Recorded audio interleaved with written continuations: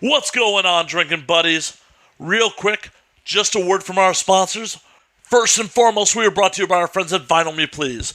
Vinyl Me Please is the Record of the Month Club, the best damn Record of the Month Club. In fact, every month, Vinyl Me Please sends one album that is essential to the modern vinyl collection. Each record is exclusively pressed for Vinyl Me Please. It has features you can't get anywhere else.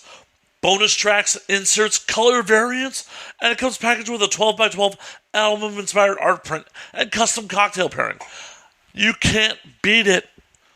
Awesome vinyl, no commitment required, comes with a cocktail recipe. What else do you want? You don't like the album they send you? Send it back. They'll let you swap. For whatever reason you want to stop doing it, it's month to month, no contract. This isn't like a record club of old. Vinyl Me Please is awesome. If you want to check out Vinyl Me Please, go to www.joinvmp.com/ANWD. Once again, that is www.joinvmp.com/ANWD. We are also brought to you this week by our friends at Ghost Tequila. Ghost Tequila is a 100% agave Blanco tequila that is ghost pepper infused. If you're a long-time listener to the show, you have definitely heard me talk about it multiple times. Seriously, guys, it is amazing for spicy margaritas, Bloody Marias, Mexican mules, or just shooting it. I like to take a couple shots before I roll out for the evening. Gets the night going right away. Just, that warm buzz. If you're not in one of the lucky states where you can buy Ghost Tequila in stores, go to www.ghosttequila.com and buy yourself a bottle today. You won't regret it. And last, but not least, we are brought to you by our friends at Laughable. Laughable is the #1 comedy podcast app on iOS. Not only can you subscribe to your favorite performers, your favorite shows, they recommend shows in app, they recommend performers. You could download your episodes, it automatically deletes them as soon as you're done playing them. If you're on iOS, there is no reason you shouldn't be listening to this on Laughable. It's 100% free, no ads, no nothing. Check it out today, and if you're on Android, go to www.laughable.com. Get on the waiting list. The minute Android comes out, they will let you know. This week's episode is my friend, adult performer Daisy Ducati. Of course, we talk about drinking and some bad behavior. In addition to that, we talk about Daisy's time at the Lusty Lady and some of the crazy shit she saw working peep shows. In addition, we talk about dropping acid at Avian and a bunch of other rad stuff. So sit back, relax, pop a cold one, my friends. By the time you're hearing this, I am getting ready to go to Colombia. Don't worry, I've already edited next week's show. It's set to go too, so we won't miss a week while I'm out of the country. And if I die, Eric from Meth Syndicate is your new host. Hopefully I don't. I'll see you guys when I get back to the States. Cheers.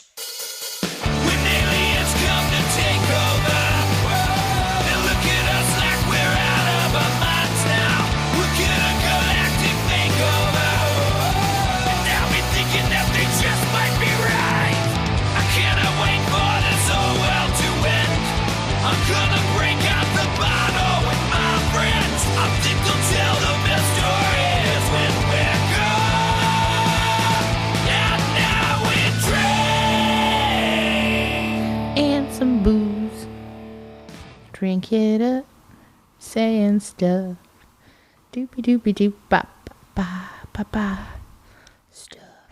Stuff. All right. So Daisy, welcome. Hello. Fancy running into you last night. Imagine that. This podcast is meant to be for some time, but it was completely a random Hollywood moment. Yeah. Last call last night, like sitting in the bar, little drunk. Yeah. Look up, see Chaz. I'm like, oh, hey. And then you walk in, I'm like, oh, shit, what's going on? How long have you been there? Because I'd been there all night, and I didn't see you. I got there a little after 1. Oh, okay. I was over at Bar Sinister for their 20th anniversary party. Oh, yeah, that's right. Everybody was coming in with the bags. And a bunch of people didn't know what were in the bags. And Chaz informed them about what a lube shooter is. I haven't even looked in my bag, actually. Yeah.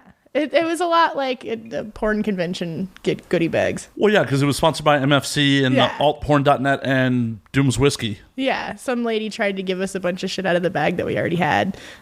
Like the little bottle openers and the little tiny vibrators. And let's see what's in the swag bag. Ooh, a Bar Sinister 20th anniversary shirt that will never fit me. It's cute, though. Oh, yeah. For the audience at home, the sleeves come to about my pec. You could wear it on your leg. Maybe. Or I could just wear it and be like, just stretch it out. Make for a super comical photo. Let's see what else we got in the bag. Woo. Mini Vibe. Always not useful for me. Another Mini Vibe. I don't have that many holes. I have so many of those floating around my house. And those, too. MFC bottle openers. Always useful. Those come in handy. For sure. I'm constantly giving them away to my friends from all the events. MFC Is that lipstick? Keeping that. Yeah. Gotta go with my tiny shirt. MFC sticky phone holder thing? Yeah, it's that, like Pop Dot or whatever. Yeah, MFC Pop Dot. More MFC sunglasses. Those do come in handy sometimes. Not for me. Oh, yeah, that's true. I'm quite blind otherwise. Please, if you see me in person, don't steal my glasses. We won't be friends. But you can be that awesome friend that has extra sunglasses when people need them. True. Very true. Bunch of promo shit for various things. More postcards. Ooh, a 3-month membership to the Suicide Girls. All right. I mean, they do have some pretty women over there. That's true. I mean, that's part of the reason I was at Bar Sin last night was to go talk to one of the Suicide Girls I knew it was going to be there that I talked to online and hadn't met in person. So I'm like, hey, Ha ha ha. here's my card. Come do the podcast. Nice. So hopefully that pans out and she doesn't think I was just trying to get into her pants. I mean, I wouldn't say no. But, you know. But it's professional before sexual. Exactly. Respectful boundaries. Right. Sexual happens. Well, I'm easy. But if it doesn't, content is content. They seem like pretty girly goodie bags.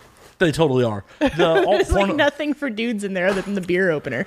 The alt porn awards were the exact same bags, except with better vibes. Yeah. Yeah, I wasn't there, but I heard. Well, I got one of the VIP bags that had crazy vibes in it, like full on real toys. Yeah, dude, I went to an Avian house party and they were giving out the big Hitachi wands and all kinds of real a battery chargers for your phone and really that shit was in the VIP bag for the alt porn awards too. I'm like, okay, cool. Awesome. I can always use a new vibrator. I pretty much, when female friends and guests came by, I was like, take your pick. Yay! I have no use for MFC Hitachi. Yeah. And it's like, I mean, I'm sure I could pleasure somebody with it at some point, but it would get much more steady use out of me giving it to a female friend. We took, so Chaz and I took one of our friends who's not in the industry to one of the random porn event parties. I don't even remember which one it was. And he got one of the goodie bags and he's really, really square vanilla, not used to any of it. And he's like, what am I going to do with all this weird shit?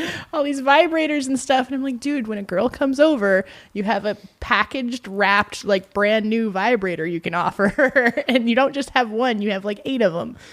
The problem is, some dudes are intimidated by bringing those toys into the bedroom. And they need to get over it. I agree. If sex could be better, why not make it better? I don't understand. Why is that a threat? You're just doing more awesome. Stupid male ego thing. If there was a way I could make sucking dick better for the dick that I'm sucking, I'm gonna do it. Right, 100%. But now dudes in their head no. If I can't make her come with just au natural. Also, it makes their job easy. They don't have to do shit when there's a vibrator involved. They can really just hang out with you. Right, exactly. I'm going to watch some TV and I'm going to vibe you. And then, when you're ready to go. Yeah. And most girls can just keep going. So enjoy. Right. Because I know in my advanced stage, there's definitely times where I am ready to go, but the flesh is not willing. The brain is oh, it's party time. Yeah. The flesh is dude, you're almost 40. You've popped a couple times already. And, like, we've all had those, like, weird drunk nights, too, where you're just like, I'm not that good at sex tonight, but we're going to do it anyway. I've had more than one. I mean, I think that sums up most of my sex life in 2014. Yeah. I had some civilian I hooked up with who described fucking me to her friends like, it was like he wanted to be in a porn, but he was bad at it. I'm like, I was so drunk. I was so drunk. If I was sober, I wouldn't have done it. Yeah. It was one of those. Like, it was just kind of like, showed up at a house party in Vegas where I was crashing. I came off the plane drunk. Yeah. And just kept drinking. And I literally was ducking out of the party to go back to the room I crashed in. Like, I'm calling it a night. I'm drunk. And she's like, do you want some company? I'm like, okay. Fuck it. And then it was just like, meh, sorry. Yeah. Meh. It happens, dude. I had to have an intervention with one of my friends recently because he went through like a dry spell and then he was like, all right, I'm getting laid. And we're like, good for you. We'll help you out. Like wingman, whatever. And we go out of town for a couple weeks and find out that he's banged like every weirdo drunk barfly that hangs out at the bar every night. And I'm like, no, dude, that's not how you do it. Like, one, those don't go away. They're still going to be there tomorrow. If they've been at the bar every night for the last 8 years. Hell, they may be looking for you now. Yeah, and they all know each other also. And, like, you can do better than that. Like... Yeah, no. So, yeah, I had to teach him how to not fish in the toilet, as I call it. Every dude's done it. Every dude has gone slumming it. It happens. But I mean, my stupid ass, and like in that same environment where I hooked up with that girl, like I banged one of the other roommates and one of their friends. Just making your way around the house. Like, I pretty much banged everyone who hung out in that house, and they pretty much all dislike me now because of it. Yeah. I'm like, well, it just makes everything messy. And like if you're gonna lower your standards just to like get by, do it outside of your home base. I agree. I wholly agree. It literally was. This is the point where I was traveling all the time, and I would just come back to Vegas, and that was like the house I crashed at when I got there. Yeah. And literally, I'd just come in drunk, and these girls would be like, "So bang?" I'm like, "Oh, okay. All right, we're here." Like, I'm here. I'm drunk. Well, that means I'm horny. So it happens. It happens. Regretfully so. And I'm pretty sure I've said it on air before, or I've definitely jokingly said it in private. Like, there are many times in life where I wish I could have an orgasm, and the person who was on the other end just poof. Disappeared. But it doesn't work that way. Nope. They're still there. And sometimes they really don't want to go away. No. No, they really sometimes don't. Oh, man. That actually reminds me of a really awkward threesome I had. Oh, do tell. Speaking of fishing in the toilet. Did you pull 2 fish out of the toilet? No. One was my fish. Okay. And then we met this girl, and she was really cute. She kind of looked like Fairuza Balk, like a young Fairuza Balk. Ooh. She was really, really cute. Never seen her before. Didn't know where the fuck she came from. And I was like, all right, cool. And she was like super interested in talking to me, like not just hanging out as girls, but like extra interested. And I was like, all right, cool. Making the little touchy contact. Yeah. And so like at the end of the night at the bar we were at, I was like, well, we got a hotel room and there's champagne in the fridge. You want to just come drink some champagne? And like, if you invite a girl to your hotel room at 2:00 in the morning to drink champagne, like, there's probably going to be sex things happening. It's like assumed that that's a sex thing. If you invite a girl back to your hotel if you invite anyone back to your hotel room at 2 a.m., right. unless it's there like, hey, I need to take a leak before I hit the road. Like, I didn't think I had to like straight up spell it out like, bitch, do you want to bang? And so we get back to the hotel room and like it was super awkward and we just like sat around talking for a couple hours and I'm like, all right, I'm going to have sex whether or not you're here. So like, are we going to do this or am I going to bed? Because there's a reason we invited you here. Right. We want to play with your genitals. Yeah. Yeah, and I was like trying to be polite and respectful about it and not be creepy, but I'm like, girl, you're in my hotel room. Like, what's the plan? Girl, why you still got pants on? What the hell? And then like things got really awkward and she was like going to leave and he went to walk her down to get her Uber or whatever. And then I guess some conversation happened between the hotel room and getting down to the Uber and she changed her mind and wanted to come back. And I was like, all right, cool. Are we going to have sex now? Like, because I'm going to have sex tonight, whether or not you're here. And so then we like established that everybody involved wanted to have sex. And we're like, okay, we're going to do this. And then there was just like,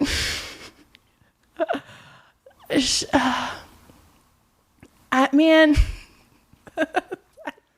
Had she just never eaten pussy before? I should not pick up girls at bars. Like, she was really, really, really cute and really nice, but like, I could have done better on my own. Yeah, but you didn't know. And like, both me and my dude were just like, all right, cool. Like, what do you want? We'll service you and send you home, I guess. Wow. See, most people like write penthouse fantasies about shit like that. Yeah, and I'm like, all right, bye. Like, bye. Because I still would like to come tonight, and you got to leave for that. Well, see, here's the thing. She was hot, so it's not really like fishing in the toilet so much. If you invited she was super hot. And if you invited her back after that, like for a round 2 after it was lame, that would be fishing in the toilet. And what was even funnier is we like ran into her on the street, like maybe 2 months later. We just like randomly saw her on the street, and I went to wave at her, and I don't think she recognized us. I'm like, all right, bye. Yeah, she didn't recognize you. It was just like, oh God, that's the couple oh God. Because she probably has like a dude at home, maybe a kid or some shit. Like, yeah. And like, oh God, we just had to go to such great lengths to make sure that this girl like was into it and consenting. I'm just like, I'm over it. Like, if you can't just say, yeah, I want to fuck it, then fuck, then right. leave. It should be an enthusiastic yes. Like, yeah. Like, hey, fuck yeah, I'm down. Yeah. Yeah, like, otherwise, like, you're taking up time that I could be having sex with my boyfriend and enjoying the fuck out of myself. Exactly. Yeah, like, I went back to the room to get it in. So, mystery woman, you are a horrible person. She's a nice lady, and she's still really cute, and I don't necessarily regret it. But you wouldn't really endorse a repeat trip. Yeah, no. If I had to leave a Yelp review. 2 stars. 2 stars. It looked nice and clean. Yeah. But the meal was just not so good. Yeah. We've all been there. The service wasn't where it should have been. Exactly. I was expecting 5-star service. Yeah. She barely paid attention to me. I kept having to flag her down for what I wanted. Like, hey, lady, yeah. I'd like my appetizer, please. Yep. It's fucking Maybe horrible. My standards are high. Well, you have had a lot of sex. Yeah. And I've fucked a lot of professionals. You don't say. May there be video proof of this somewhere? I think you can Google it. Oh, they definitely can. It's all over the internet. Exactly. So maybe you're just, used to like 5-star. 5-star fucking. Yeah, you're just used to 5-star fucking. And she's like, oh shit, my Denny's pussy always used to, everyone used to love my Denny's pussy. Yeah. Like after the bar when you're drunk, nothing sounds better than Denny's. And I'm sure that like some random barfly dude that's shit-faced drunk and high on blow like would have had a great time hanging out with her. Well, we're also dudes. We're really easy to please. Yeah. Like, I totally get when women get upset when like dudes don't get off. Like, yeah, because it's supposed to be really easy. Yeah. I would take offense. I've definitely not finished before, but that's generally because I'm really drunk. Yeah. I have the problem of I never have problems getting it up when I'm drunk unless I'm really, really drunk, and at that point I don't know how you got me to the bedroom. Yeah. But if you get me to the bedroom over my own, cognizance, yeah, that's the right word. Yeah. Generally it's Oh, I can get it up. I want to fuck. And then I just can't finish. It's just like, oh, come on, I want to finish. That's gotta be so frustrating. Oh, it's the worst. I definitely, there's been times where it's like, went so long, didn't finish, tried to jerk myself off, and it just hurt. It's like, it's just not going. I'm so glad I don't have that problem. It's like, come on, body. We both want this. Why? Why, Whiskey? You're my best friend. Why would you betray me? That bitch Whiskey. Right. It's like, you got me to the dance. You made me witty. You got me to the bedroom. What were we trying to accomplish here? But no, just going to leave me with a throbbing erection. And a woman who's like, why couldn't I get him off? It's such a hard pitch being like, no, girl, it's me. It's me. It's not you. You're beautiful. Yeah. You know, the kind of women who sleep with me regularly are like, sure, I believe you. Oh. Kidding. Don't at me, please. Or serving up some serious tea. I don't know what you're talking about. No. So before we jumped on air, you were telling me that you had friends that came to Avian. This is a horrible segue, apparently. Oh, man. But I wanted to get this story out before we got too far into the show. No, this story needs to be told. So, I made the mistake of inviting some non-industry friends to Avian that, like, they weren't ready. They just weren't ready. And, like, for me, I've been to Avian a zillion fucking times. I know what I'm getting into, and I know that it's going to be, like, intimidating and scary and weird and, like, predatory, and I have to be on my guard. Like, I don't even drink as much as I used to at Avian because I just get so nervous there. And there's just so much going on and so many people that are, like, out to get me. And I had these friends, they showed up tripping on acid. Not the place I would recommend doing that. And I would never. Like, acid is something that you have to be extremely careful with your own mind. And most human brains are not ready for Avian on acid. Most human brains aren't ready for anywhere near the strip on acid. Yeah, like Vegas in general is scary, but Avian is terrifying. I've never done acid in a casino, but I could just imagine that is a horrible idea. Bling, bling, bling, bling, bling, lights, and it's too much going on, and like there's just too many like professional criminals and like people that are really out to either rob you or like take advantage of you in some way, and like it's a huge concentration of that. To clarify, not in the industry, just hangers by in the casino that see Avian as, you know. And every year there's all kinds of stories of people getting dosed, people getting kidnapped, like all kinds of weird shit goes on, and it's just no. And so yeah, they showed up tripping on acid and like couldn't handle it. They were there for 5 minutes and started puking. Like, oh, you know your trip has gone bad. Literally 5 minutes. And they started puking, and so we had to go back to the room and like try to mellow out, and it was just really weird. And like I had shit to do. I hadn't even started drinking for the day. I had just finished my signing shift. And I was like, my nerves were already on edge from being in a human petting zoo. Wait a minute, you don't drink at the booth? Sometimes, but like I get too nervous. Like it's a human petting zoo, and I like to be like on my A game so I can slap the shit out of somebody with really good aim. See, this is why you gotta hire a roadie, because that's what the roadie's job is. It's true. I don't trust any of my friends to do the slapping for me. Fair enough. But I usually carry some sort of implement when I'm signing, like a cane or a riding crop or something, and that usually does the job. And yeah, so they were all fully hallucinating and losing their damn minds. And so we went back to the hotel room to try to mellow out.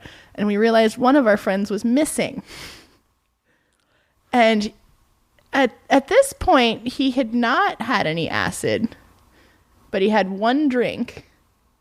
And we were like, all right, we got to go find this guy. He's kind of like not ready for any of this sober.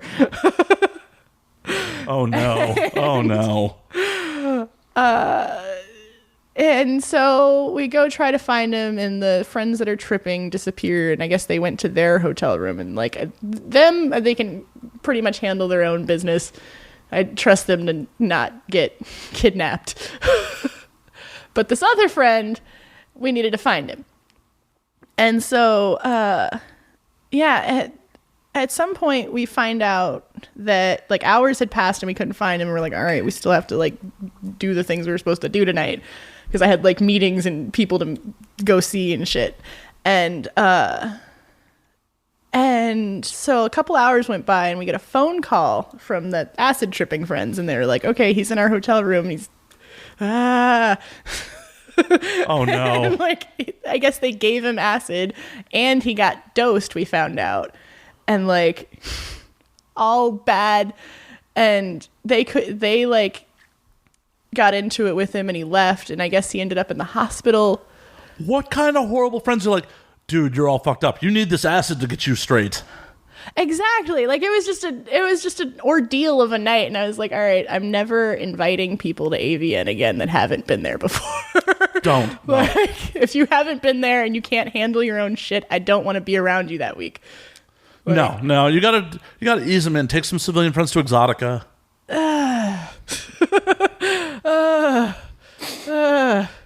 That's at least a safer environment for a convention. Yeah, it is. I can't even. I've been to a few Exotica conventions and I just don't bother at all. I haven't been in a couple of years.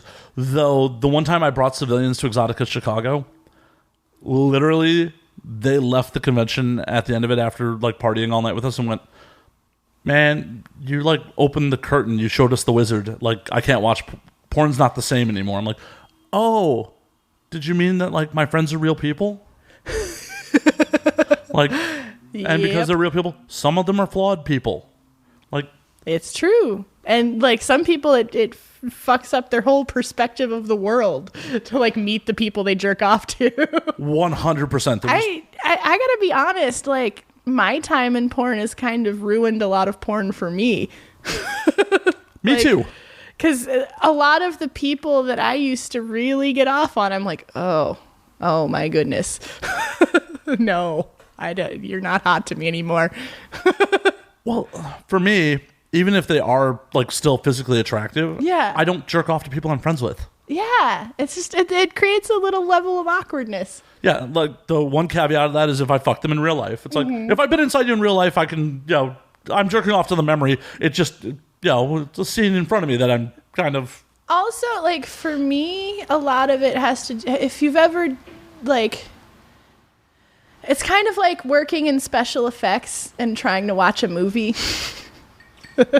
Like, all the weird behind-the-scenes stuff that's happening. You know what people are thinking. You know what's fake and what's real. And, like, you just know too much to really just get lost in it, Yeah, 100%. It's like, I know she's not having fun in that reverse cowgirl, like, wide stance and... Yeah, and like, what's playing to the camera and, like, what they were told to do. And it's just... It takes some of the magic out of it, for sure. It does. It 100% does. It's just like, oh, okay, well. Yeah. And everyone knows, like, when you hook up with performers in real life, it's like, oh, it's nothing like banging on camera. No, not at all. Is that loose? A little bit. I got it. Cool. But yeah, it's completely different. And well, in my personal experience, most female performers I've hooked up with are just like missionary. They're just like, nah, I've been working like all week. Yeah, that's the other thing is like the shit that people do on camera is acrobatic. Like it's not natural, it's not normal, and most of the time it's really uncomfortable. And you have to move yourself in certain positions so the camera can see what's going on. And it's not just purely fake. It's just that like the camera needs to be able to see it. Right. It's about being aesthetically pleasing, not pleasurable. Yeah. And so, like, half the shit you see in porn just is not going to get someone off in real life. Right.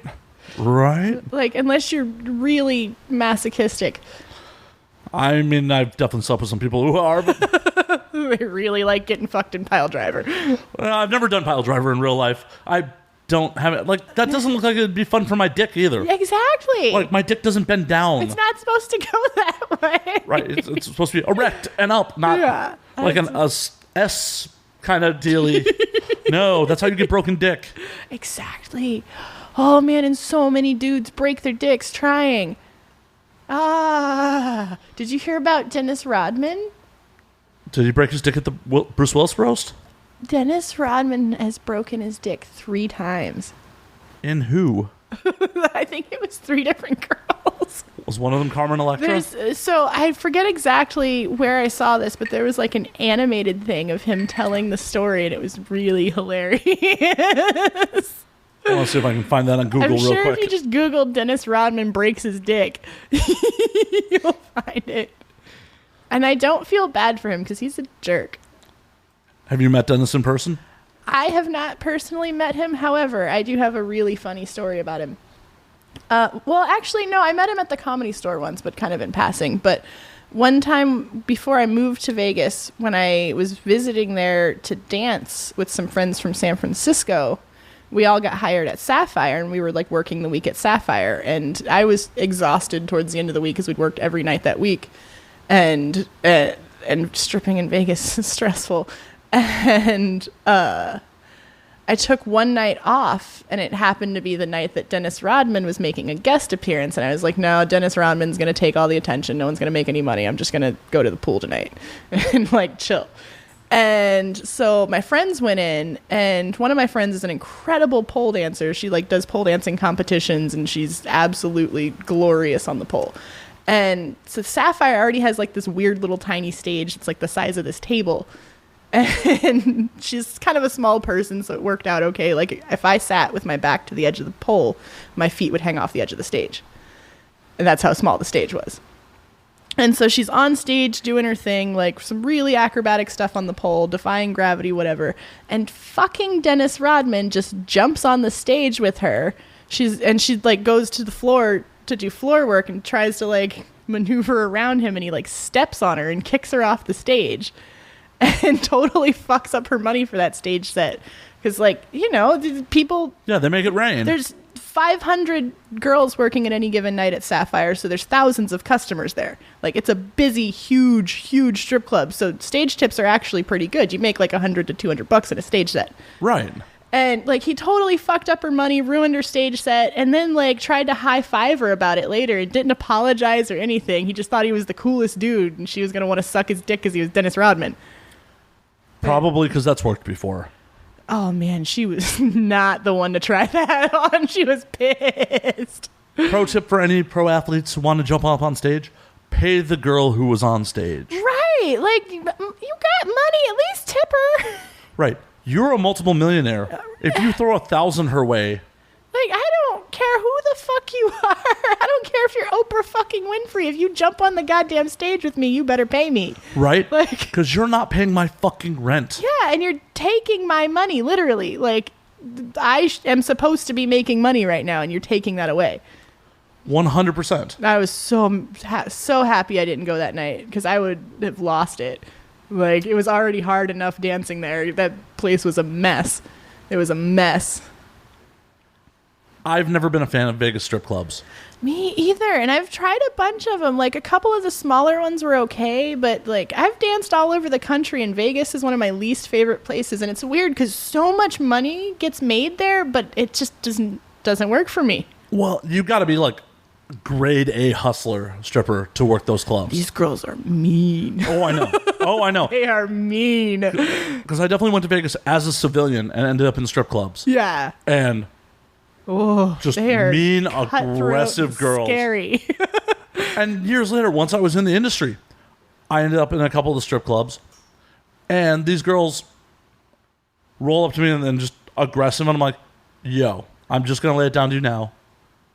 I am not buying a dance. Yeah. Like, but at least you're not wasting their time about it. Still got called an asshole a bunch of times about it. I'm like, girl, I work in the industry. I am only here because some of my boys dragged me here. Yeah. I have no desire to get a dance. You are welcome to sit down and hang, but I'm not going to invite you to waste your time. Yeah. No, like the hustle there is pretty much like snatch the wallet and laugh. Oh yeah, no. Like I watch girls like just grab dudes like you're coming with me. There was one time I was dancing at Hustler in Vegas, and this girl, she was really hammered. She was giving this dude a $20 lap dance on the main floor, and she was doing that thing that strippers do where they put their head in your lap and flip up and put their butt on your face and shake, except she was hammered and she like banged her tailbone and broke this guy's nose. Holy shit. She broke his nose and he was like bleeding all over himself. She continued the dance and then she was like, oh, I'm so sorry. Let me give you another dance. And then she did it again. Holy shit. Like really hurt this man. If I was that dude, I'd be like, let me see your manager. Yeah, he was. You need to comp everything. She straight up broke his nose and then did it again. That is ridiculous. I don't know why that dude let her keep dancing. Right. I would have been over it and out the door. Like, I don't want anything else from anyone. Tiny lady, off of me. Yeah. Goodbye. Yeah. No. No. Vegas strip clubs are not the jam. Except, here's a good story. Okay. Back to Avian. I think this was Avian 2 years ago, I want to say. It was not this one, but probably, I don't know, 2, maybe 3 years ago. And it was the night before the award show. I was at the Circle Bar, and it was like 4 a.m. And it might have even been later than that. And I was at the Circle Bar, like, trying to figure out if I should call it a night or just push through or whatever, like, you know. I know how it goes. I'm generally one of those people at a Circle Bar at 4 a.m. like, yeah, I'm still here. Yeah. Why am I still here? And so we were having that conversation, and there's Coolio. I'm going to stop you real quick, though. Did I tell you this story? You told us the story at Avian. Story. So, yeah. And then going to the strip club in Vegas with Coolio was great. Yeah, that I can imagine. If you go back to episode 100, the AVN episode from this year, you can hear Daisy tell that story in full. For the audience that's already heard it, we're not going to fully rehash it. I'm not going to rehash it. But yeah, that was when I really enjoyed myself at a Vegas strip club. I will admit, I had a lot of fun at Hustler. Yeah. Only because, from 4 to 8 p.m. every night is open bar with Jack Daniels. Oh. See, I worked there and I didn't even know that. Yeah.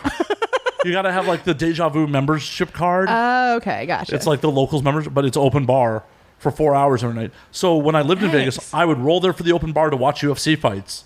Yeah. Like, I'm going to just drink. And I literally would sit at the bar and stare at monitors, and house girls wouldn't even bother me. They'd be like, that dude's not even looking at the floor show. I'm like, yep, whiskey, more whiskey. And Hustler's cute and nice. Like, I had fun working there. It just, I wasn't making the money I wanted, you know?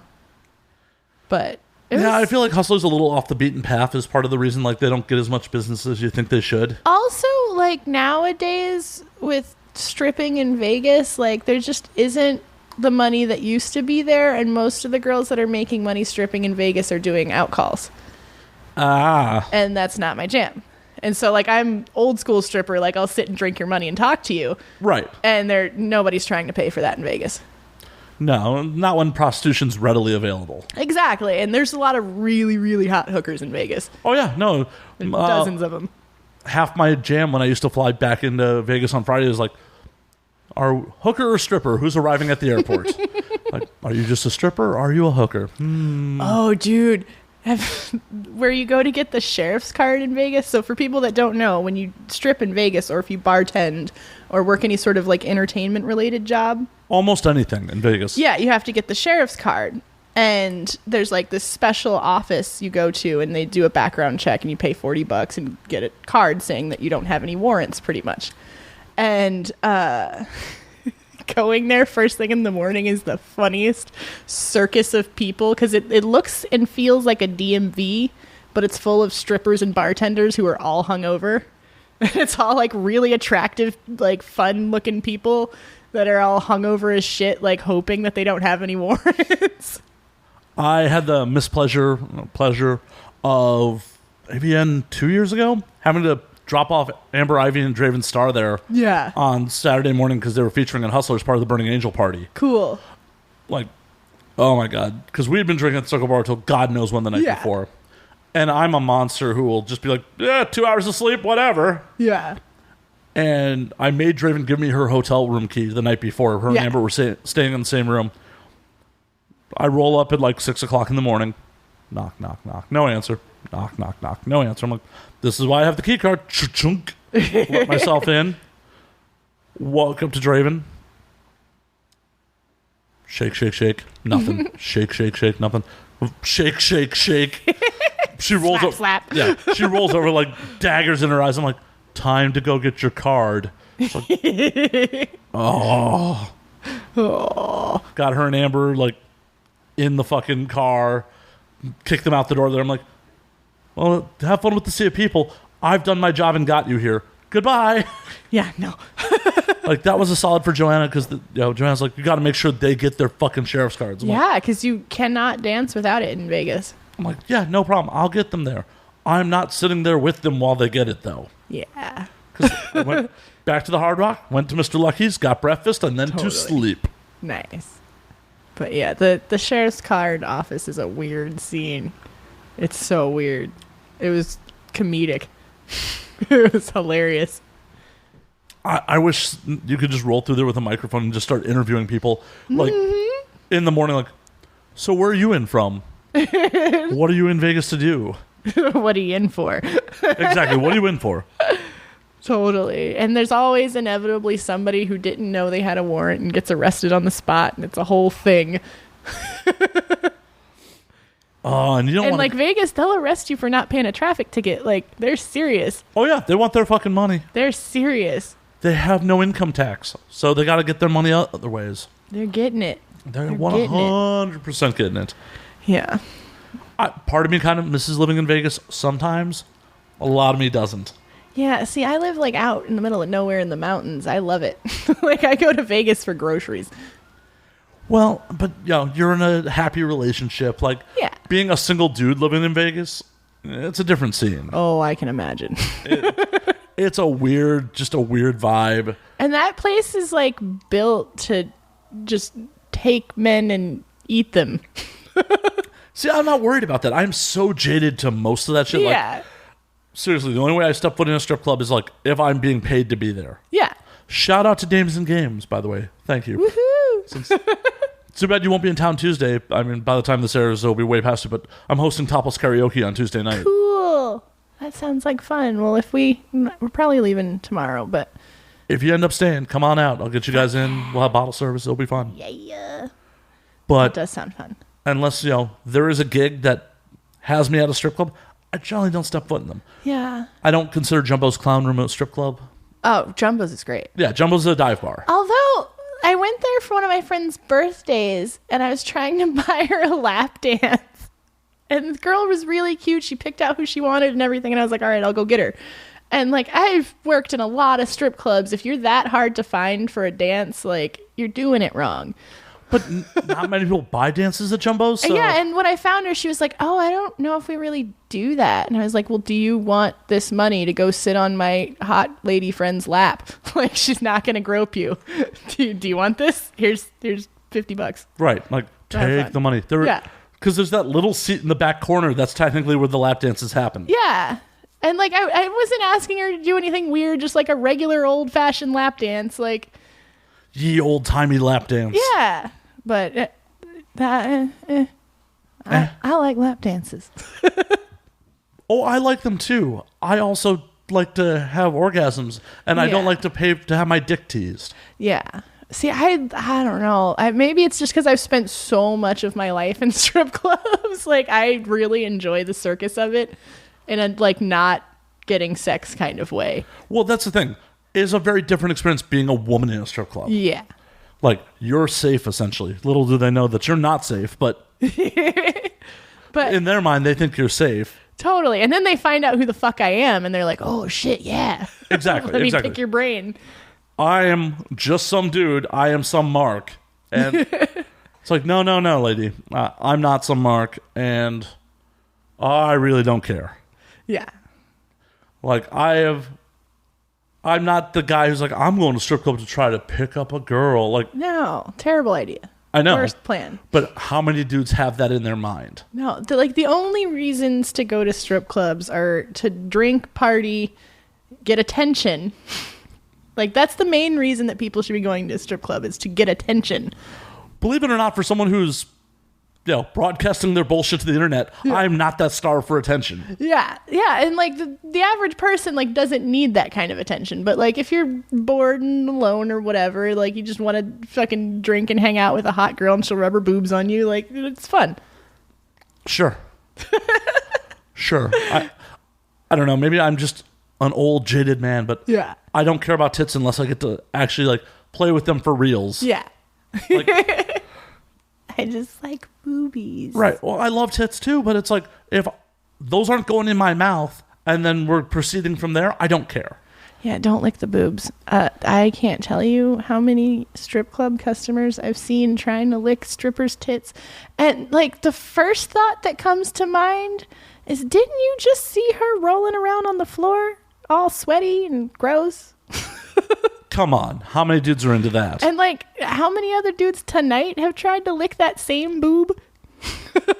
Right? It's a great way to get, Avian plague. Oh, a friend of mine in San Francisco used to always call him out for it. And she would look them dead in their face and say, "Oh, don't do that. My boyfriend came there earlier." Oh, shit. That's so good. But the worst. So one of my first sex work jobs, I worked at the Lusty Lady in San Francisco, which is a peep show. It doesn't exist anymore, but it was a glorious place, unionized co-op, like really awesome place. But a peep show is a strange environment. There were dudes, like everybody's into something, and there's something for everybody. And I saw it all there. But one of the grossest things that I saw, people would try to lick the glass at the peep show. And like there's dudes that make a point of jizzing on the glass because they feel like they're jizzing on you because they're jerking off in a booth and they feel private. They can see us, we can see them, and that's all they see. And they don't see the 8 other guys around them also jerking off. And like it's the world's lamest bukkake scene. There's dudes that come through and like wipe up after, and that's their job. But like, I don't trust those dudes with my hygiene.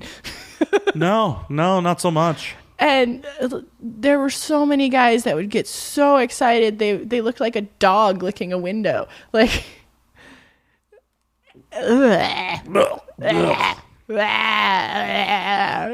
now whenever I want to like fuck with anybody that I used to work with there, I'll send them a gif of, there's like this gif of a fox licking a window.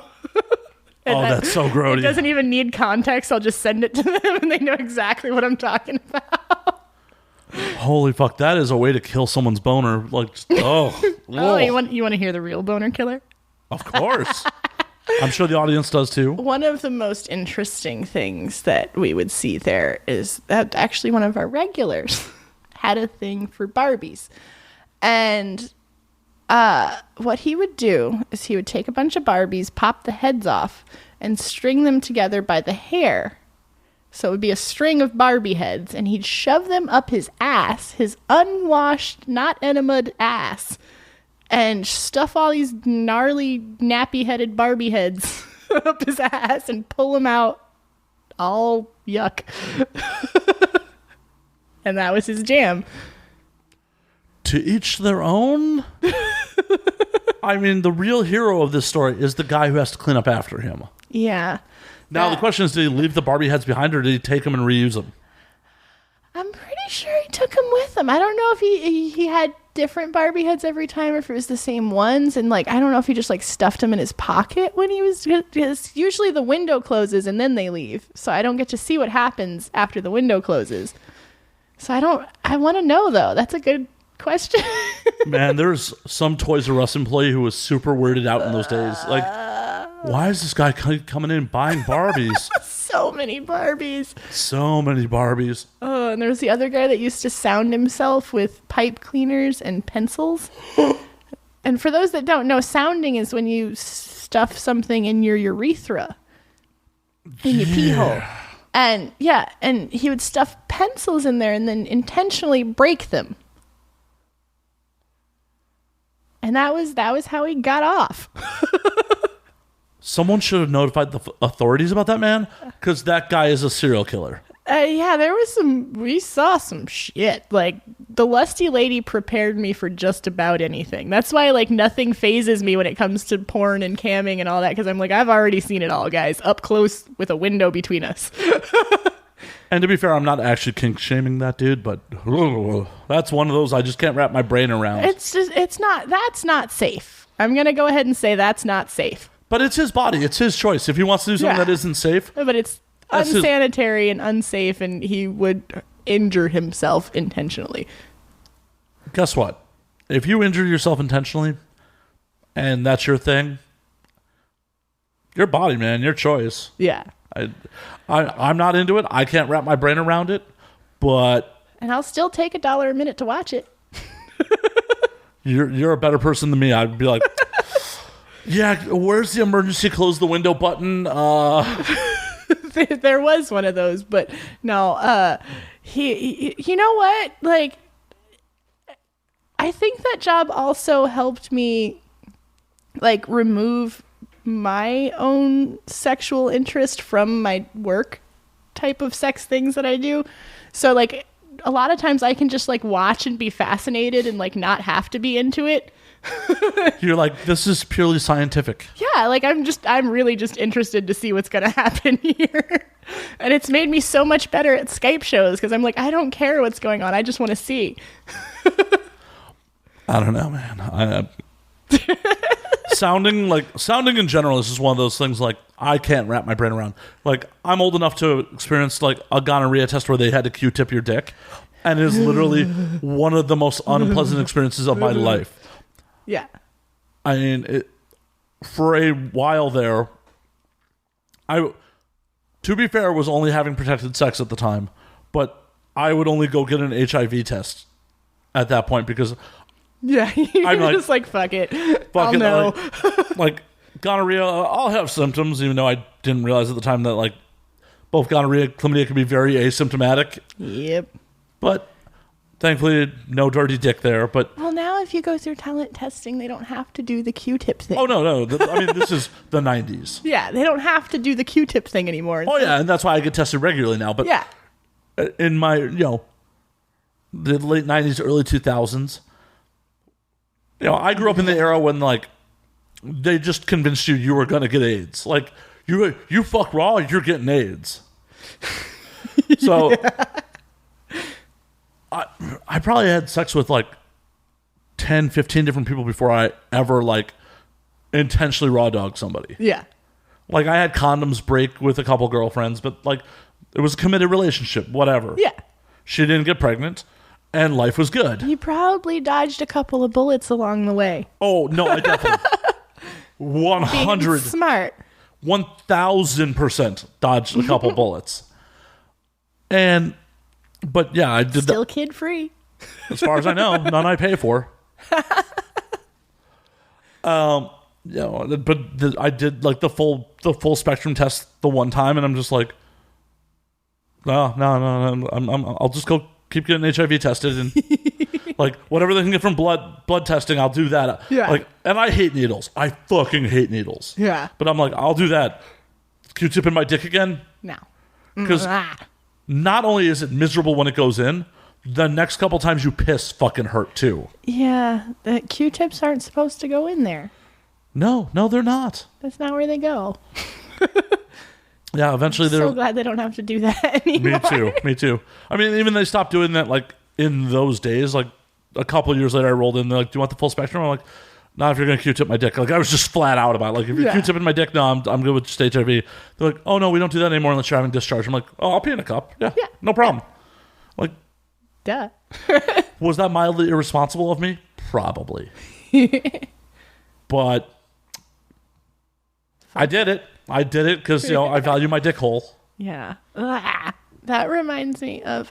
So, I've done some sounding on other people. Well, yeah, you don't have a dick hole. And from my understanding, if it's something like smooth that's meant for that, it usually should feel pleasurable. It shouldn't hurt.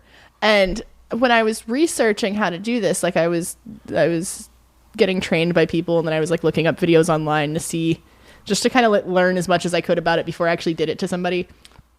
And one of the videos I came across, I can't remember where I found it, but it was this like big hairy bear guy, and like all the sounding stuff I could find was all gay porn. And it was this big hairy bear guy, and he was sounding himself with rebar. It was like I still cringe thinking about it. Like it was huge. It was a huge gauge, and it had the really rough ridges, and it just looked so unpleasant. That cannot be good for your insides. No, and his pee hole was so big. It was so big. The mental image will not go away. Like my eyes are watering up thinking about it. Yeah, that's pretty fucking bad. On a slight tangent on that, when you talk about the size of the pee hole, one thing I've gotten a little self-conscious about in porn recently is like everyone's pee hole looks bigger than mine. Like I'm just like, man, do I have a narrow urethra? Is that why I've never gotten anyone pregnant? You gotta start stretching it. Fuck no. Fuck no. But I'm looking at like some of the male performers' urethras. I know that's so weird. Like I'm watching porn, like, man, his urethra looks. There's a lot of boys floating around the industry that are into a lot of things they don't talk about. This is true. This is very true. Maybe I have a very perfect urethra. I mean, But, so I wouldn't be surprised if like half the industry's into sounding and they just don't talk about it. Fair enough. It wouldn't surprise me at all. I mean, I'm friends with a bunch of male talent. I feel like it would come up in conversation at some point. Yeah. But I don't know. Is that a little weird? Like, yeah, you have a much bigger dick than me. I don't care. I'm like, is my urethra narrow? No, they're probably sounding and just not talking about it. Like, I can tell you for sure, I have lost count of the number of porn boys that randomly confess to me that they like anal fisting. See, that doesn't surprise me. And so, like, I would not be surprised at all if they just all like sounding. Mark my words. Next male talent I have on here, I am going to ask him if he's secretly into sounding. Audience at home. I want to know. Audience at home, hold me to this. Next time you hear male talent on air, yeah. I'm just going to, out of the blue, be like, by the way, are you into sounding? You might be surprised at the answer. I hope I am. Because I want to dive into it. Like, I want to talk to someone who's into it and, like, try to wrap my brain around it. Because that's one of those things, like, just can't wrap my brain around being into. Yeah. Like, I've gotten fucking lotion too close to my dick hole and it hurts. Like, yeah, like, it's possible to do sounding on women, and I've just never even considered that an option. Like, I've done a lot of weird shit to my body. That sounds like it's like a minor surgery. It's like hunting around in there for your, Also, like, you have to be super careful and not get an infection. Like, a lot of people don't realize you have to be, like, medically sanitized. And everything has to be, like, hospital level of sanitation because they're pretty much going inside your body into an orifice that's not supposed to have things inside of it. I mean, for fuck's sake. Dicks can get you infections. Yeah. And dicks are supposed to go in. Yeah. And so, like, you have to use surgical lube and, like, have your tools super sanitized and wear gloves. And, like, I see all these porns of people just, like, bare hands, regular lube. And I'm like, you're going to get a UTI, a really fucking bad one. Not worth it. Like, it's not worth it on both levels. On one level, like, surgical lube and gloves, I'm sure is someone's kink, but it's not sexy to me. Yeah. Like, thwap. All right, baby, let's go. Yeah, it's not my scene. I like it. Well, good for you. Shit, enjoy. But like, I'm not here to kink shame most people. Yeah. The sounding people, maybe a little, just a little, maybe a little, just a little. Just don't use pencils or rebar. Right? And you're good. I just the first person who decided to do sounding is like the first person who decided to eat a lobster. It's like, who's the person who saw that and went, yeah, I could eat that fucking giant sea cockroach? Let's shove some shit in our pee hole. Right. That is the same kind of crazy adventurer. Like, I'm fairly adventurous. I'm not that adventurous. I mean, so some of the people that I've talked to that are into it, it's like, it started out as like a childhood fascination, like how a lot of girls will like shove stuff up their butt. And it's not necessarily a sex thing. They're just like playing around. and then it like develops as they get older into like, oh, I can do this safely and not get beans stuck in my pee hole. All right. I mean, some people have very different childhoods than I did. Yeah. I do. I'm still a child. I'm just a child in a man's body. You're just a child with an ID. Exactly. The beard, glue it on this morning. See, no one thought to question me when it was going gray. It was just like, oh, okay. Gray one's on.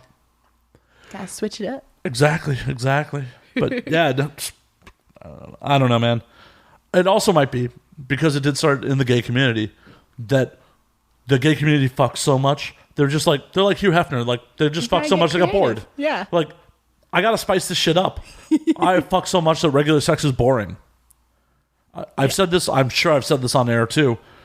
Like, I don't understand how the gay community gets anything done. With two dudes, it's like, so I get to fuck someone with the same sex drive as me? How are we getting anything done? Like, gay community, please explain to me how you guys have so much time to be fabulous. How are you not just fucking constantly? When I lived in San Francisco for a little while, I worked like right in the middle of the Castro district. And oh man, there was a lot of sex stuff going on. And I was like the one girl that worked in the whole neighborhood. And I was like everybody's little sister because I was like 18. And like I felt like I was constantly being sheltered from some of the shit that was going on. And then finally I was like, hey guys, I'm a pervert too. I'm just not gonna fuck you and you're not gonna fuck me, so we can talk about it. And like I started getting brought out to crazy gay bars when I was super underage. And like there's one bar in San Francisco that I actually brought my mom to. It was really funny. It's called Powerhouse. And there's like filthy gay porn all over the place, like really filthy gay porn. And there's like these murals of like Greek gods fucking each other all the way around the whole room. And like dudes actually get blowjobs in the back. And it's like the old school, like filthy, disgusting gay bar. And I loved it. And like a couple of my friends bartended there and I'd fucking hang out and like play pool and just do whatever. Cause like I'm a girl in a filthy gay bar. I can do whatever I want and no one's going to bother me. As long as I don't bother anybody else. Right, like if you whipped your tits out, they'd be like, put those away. Right, like I would fucking squat over a urinal with the door open and no one would even look at me. I'm sure some dude's like, oh, gross. Yeah, like it was no big deal. I brought my mom to this bar when she came to visit. It was so funny. And my she's a big lady. Like I'm the tiny person in my family. So for those that don't know, I'm 5'9" and I'm the smallest person in my family. Oh, shit. And like my mom's 6'2", stocky with like giant tits, and she's just a big lady. And she constantly gets mistaken for a drag queen because she's just so big and like she's stocky. And she forgot to bring a coat. So it was San Francisco, which is always cold. And the only coat that I had that would fit her was this like big, crazy, like Burning Man purple faux fur with glitter type crazy shit. And so I was like, Mom, we're going to the gay bar. Put this on. Oh, yeah, she won't be mistaken for a drag queen at all. And it was the only thing I had that would fit her because she's huge with huge tits. And I'm not that big. And it was warm. And dudes were like constantly trying to buy this jacket off of my mother. She was like making friends with everybody. It was so funny. Yeah, I'm sure Muppet fur is really warm. Yeah, it was great. And I had to like yell at this guy and be like, dude, you're not sending my mom out into the cold for any amount of money. Like it's 40 degrees out. Unless you're going to give her a coat to wear, you can't have it. Like, no, dude. It was a really nice coat. I miss it. What happened to it? Well, your mom sold it? I didn't wear it very often because it was really big and kind of scratchy. And so when I got my dog, my first dog, Patrick, he's a little guy. He's a Jack Russell Dachshund mix. And I didn't have a bed for him the first day, so I just like folded the coat up into a little dog bed, and that was his bed for a while. And then it just started smelling like dog, and you can't wash it. Oh. And so it had to go eventually. Boo. But he liked it. He had the most fabulous little Prince bed. By the way, for those of you who are listening out there, you should go follow my dogs on Instagram. Fur baby boys. They're the cutest. And I love them. Aww. I was posting way too many pictures of them on my Instagram, and my fans were getting upset. So they got their own. Fair enough. They're like adorable. It's like, no, we're here for you. We want to. Yeah, they want to see tits and ass. They don't want to see like my dogs holding my hand. Right. Like, heaven forbid you be a person. No. Heaven forbid. Be a sex object only. Only sex. I'm just a robot here for the sounding. Not for the sounding. Not for the sounding. Anything but the sounding. I'm doing research for the aliens, reptilians. Oh my god. Maybe it's not anal probes. Maybe it's just sounding probes. Ah! Like, has anyone cracked open a sounding rod to make sure there's not transmitting to the aliens through it? It's collecting all the information through your pee hole. Through see? We cracked the code. Voila. Fucking crafty aliens. Yeah.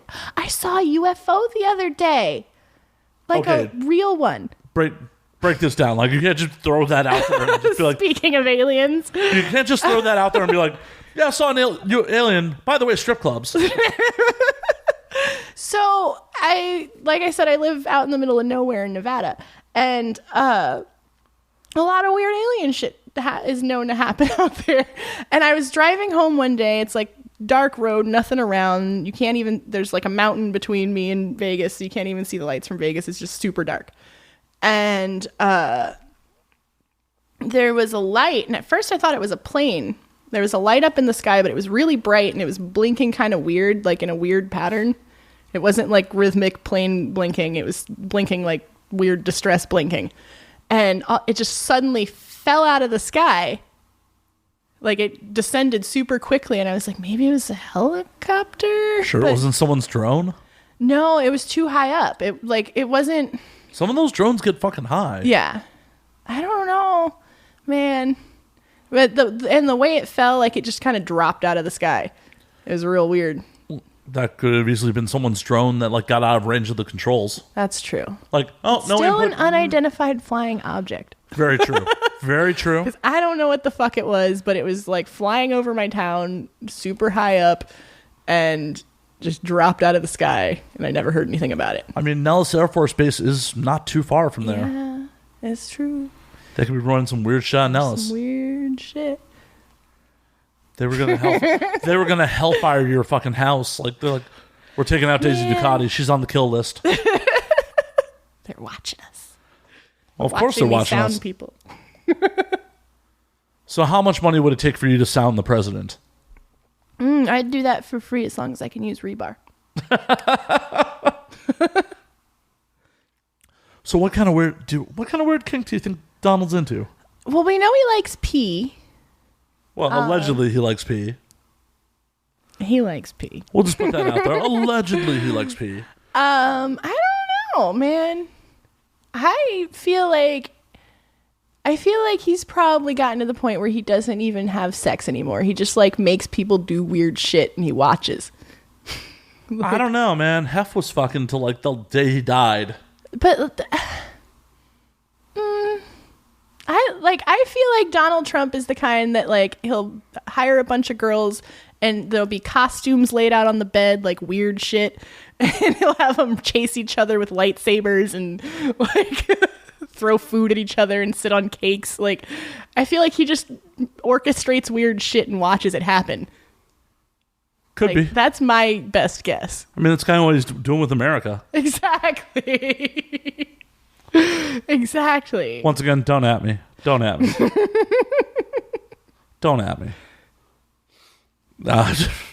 Yeah, like I don't know.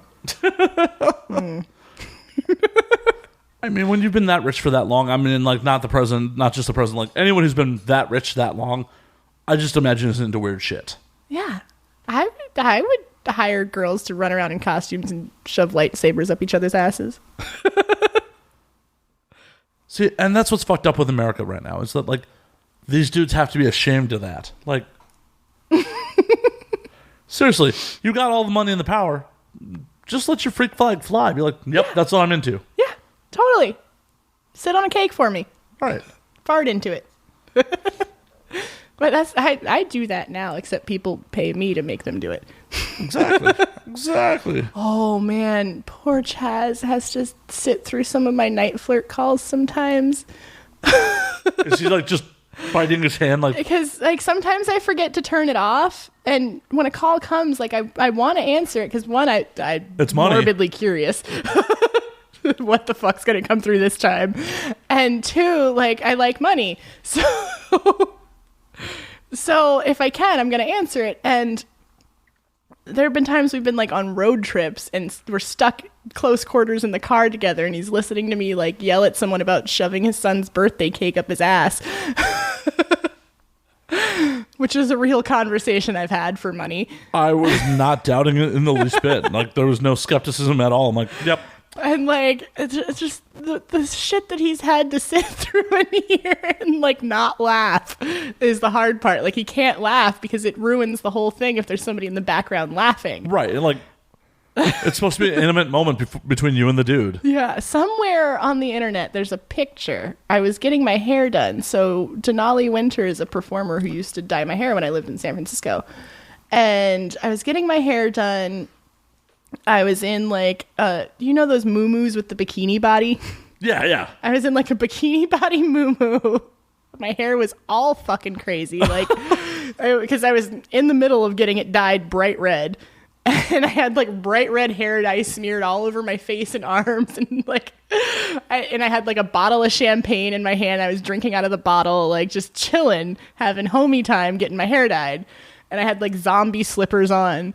And I get a night flirt call. And I'm telling this dude I'm going to take him to a glory hole and cover him like a glazed donut and all this really disgusting shit. And Denali's having to listen to it.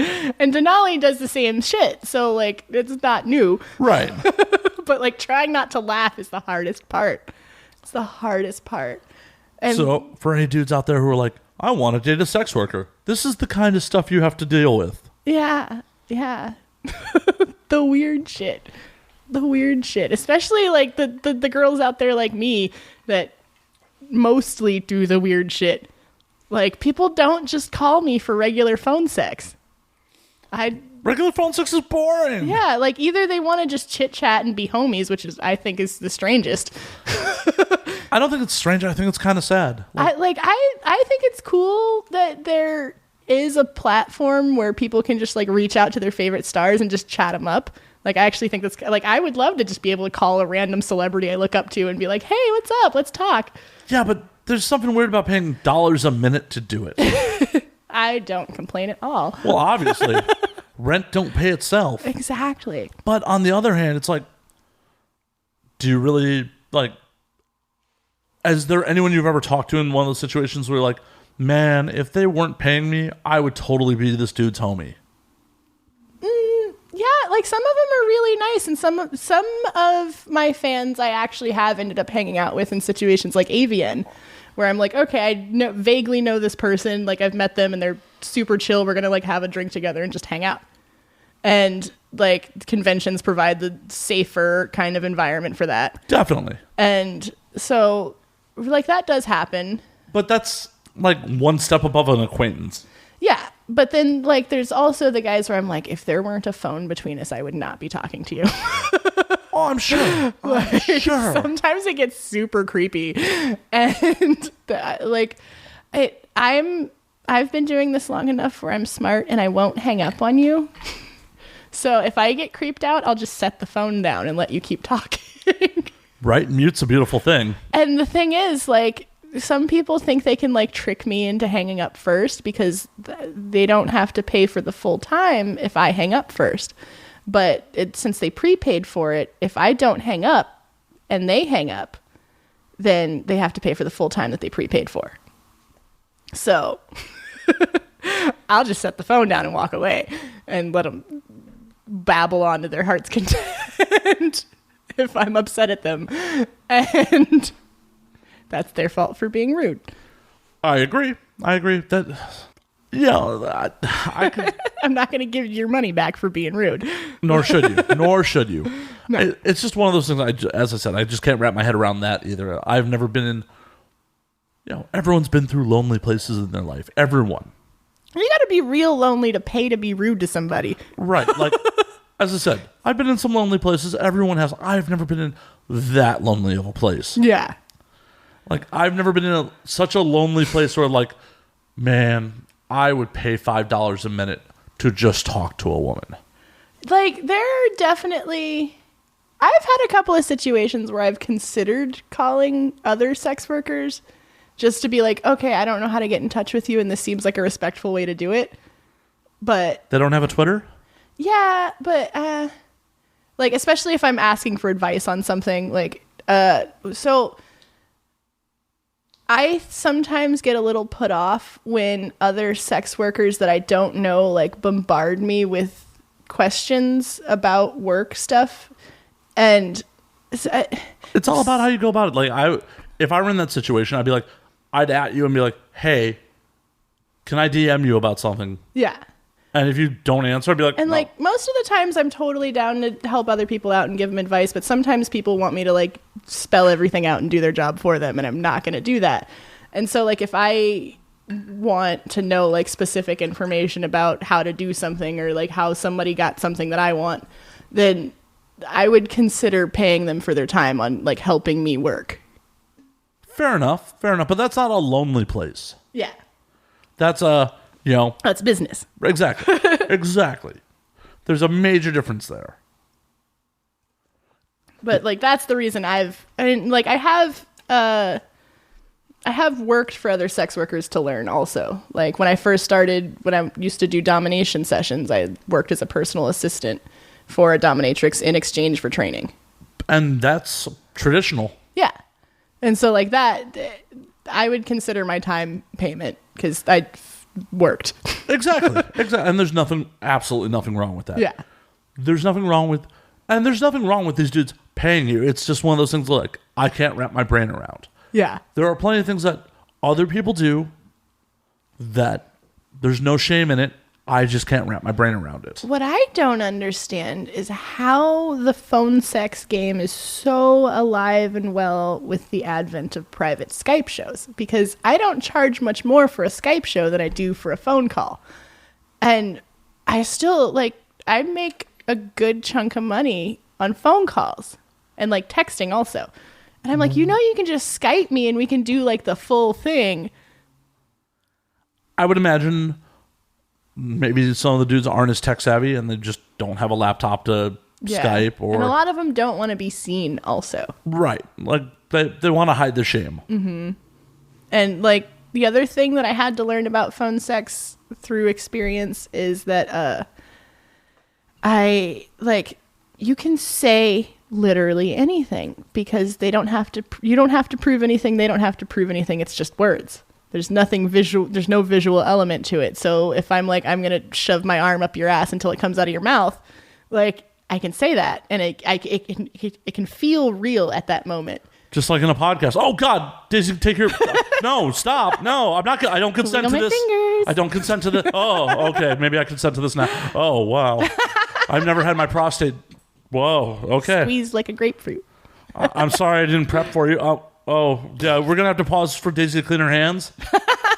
That was really quick. So, like, yeah, with phone stuff, like, I can really go in on people and say all kinds of crazy things, and they can say all kinds of crazy things and not actually have to be doing them. It could be pure fantasy. Like, you're like, oh, yeah, I'm wearing the sexiest Victoria's Secret lingerie right now, like, as you're in your onesie. Most of the time I'm in my onesie. Like, or just nothing. Or, like, I'm sitting in the car next to my boyfriend in yoga pants and a T-shirt. Like, but they don't want to know that. And that's not what they're paying to know. Exactly. They're paying for the fantasy. I mean, that's what the whole sex biz is about, is paying for the fantasy. I mean, that's part of the reason, like, personally, I'm not into prostitution for me, because it feels too transactional. Yeah. Like, I totally get, like, the dude who's super well-to-do, super busy, and is just like, no, I want to get a nut off. Here's your money. Yeah. And I think for a lot of people, it just replaces or augments their masturbation. Like, it's just a thing they do just to, like, get off and get by. Well, yeah, 100%. Like, if you got the money and you're just like, I could jerk off, or for what I consider to be an insignificant amount of money, I can essentially jerk off inside you. Yeah, exactly. But, like, it's just, I don't like people enough. It's really my stance on it. Like, I have a lot of friends that do private calls and things like that, and I just, like, I am not a customer service person. And, like, even when I was a sessioning dominatrix, I just, like, did not feel like dealing with people's in-person bullshit. Makes perfect sense. And, like, in a strip club, I can deal with it because the transactions are quick and short, and I'm dealing with you for maybe an hour, and I don't have to exchange a zillion emails, and we're sitting around drinking. And if worse comes to worse, you can get the man with no neck to throw that motherfucker out. Exactly. But, like, I am not trying to sit and exchange a bunch of emails and waste a bunch of time before you've even paid me, and then, like, have to meet up with you and, like, worry about getting in trouble and, like, all this, and worry about if I'm safe. Like, no, just call me. Well, and that's why more people should go work brothels. Yeah. Yeah, I'm really curious. Since I live in Nevada, I really want to go to one of the, like, I don't want to actually bang anybody. I'll make it happen for you. A friend of mine manages the Alien Cat House. Can I just, like, go have a drink and like hang out? Yeah, 100%. Just, like, talk to people? Like, would I be wasting people's time? Would that be weird? I'll put you in contact with him. Okay. And, like, when we get off air, I'll give you his number and we'll make that happen. Yeah, maybe you know what? Maybe I can have Chaz interview somebody for his podcast, and then we could go hang out and have a drink. All right, yeah. Because I want to know. Like, I just want to see behind the curtain, you know? Well, you should talk to Charlotte. She just did a trip out there. Yeah, I saw that. Yeah, she really liked it. Like, I helped her set that up, so. Yeah, I've talked to a couple of girls that have worked some of the brothels, and they seem to like it okay. They charge a lot of fucking money. Yeah, but they're making a bunch of money. And especially if you're as popular as Charlotte. Right. And on top of it, it's 100% legal. Mm-hmm. It's safe. Mm-hmm.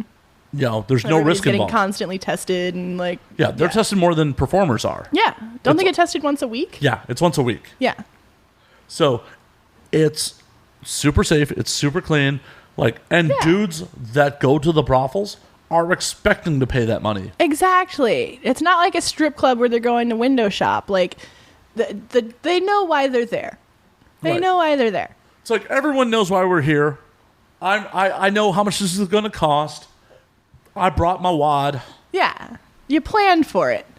See, I like that. My buddy was like, no, people plan vacations around when popular girls are at the brothel. Like, that's awesome. He told me, I don't know if Charlotte even knows this. He told me when they started advertising that Charlotte was going to be there, some dude in Texas just packed up his truck and drove up there. I believe it, dude. If I were a random fan who had not already had sex with Charlotte, I'd be fucking stoked. You're like, what? That's a thing? Yeah, like, you can just go bang her? Yeah. Yeah, no, I get it. I get it too. And, I get it. I don't know why more performers, more sex workers aren't doing it. Yeah. Yeah, like, if I were going to do in-person stuff, I think that would be a good way to do it. But I don't like people. I don't like touching them. I don't like talking to them. Like, I want to take my money and run.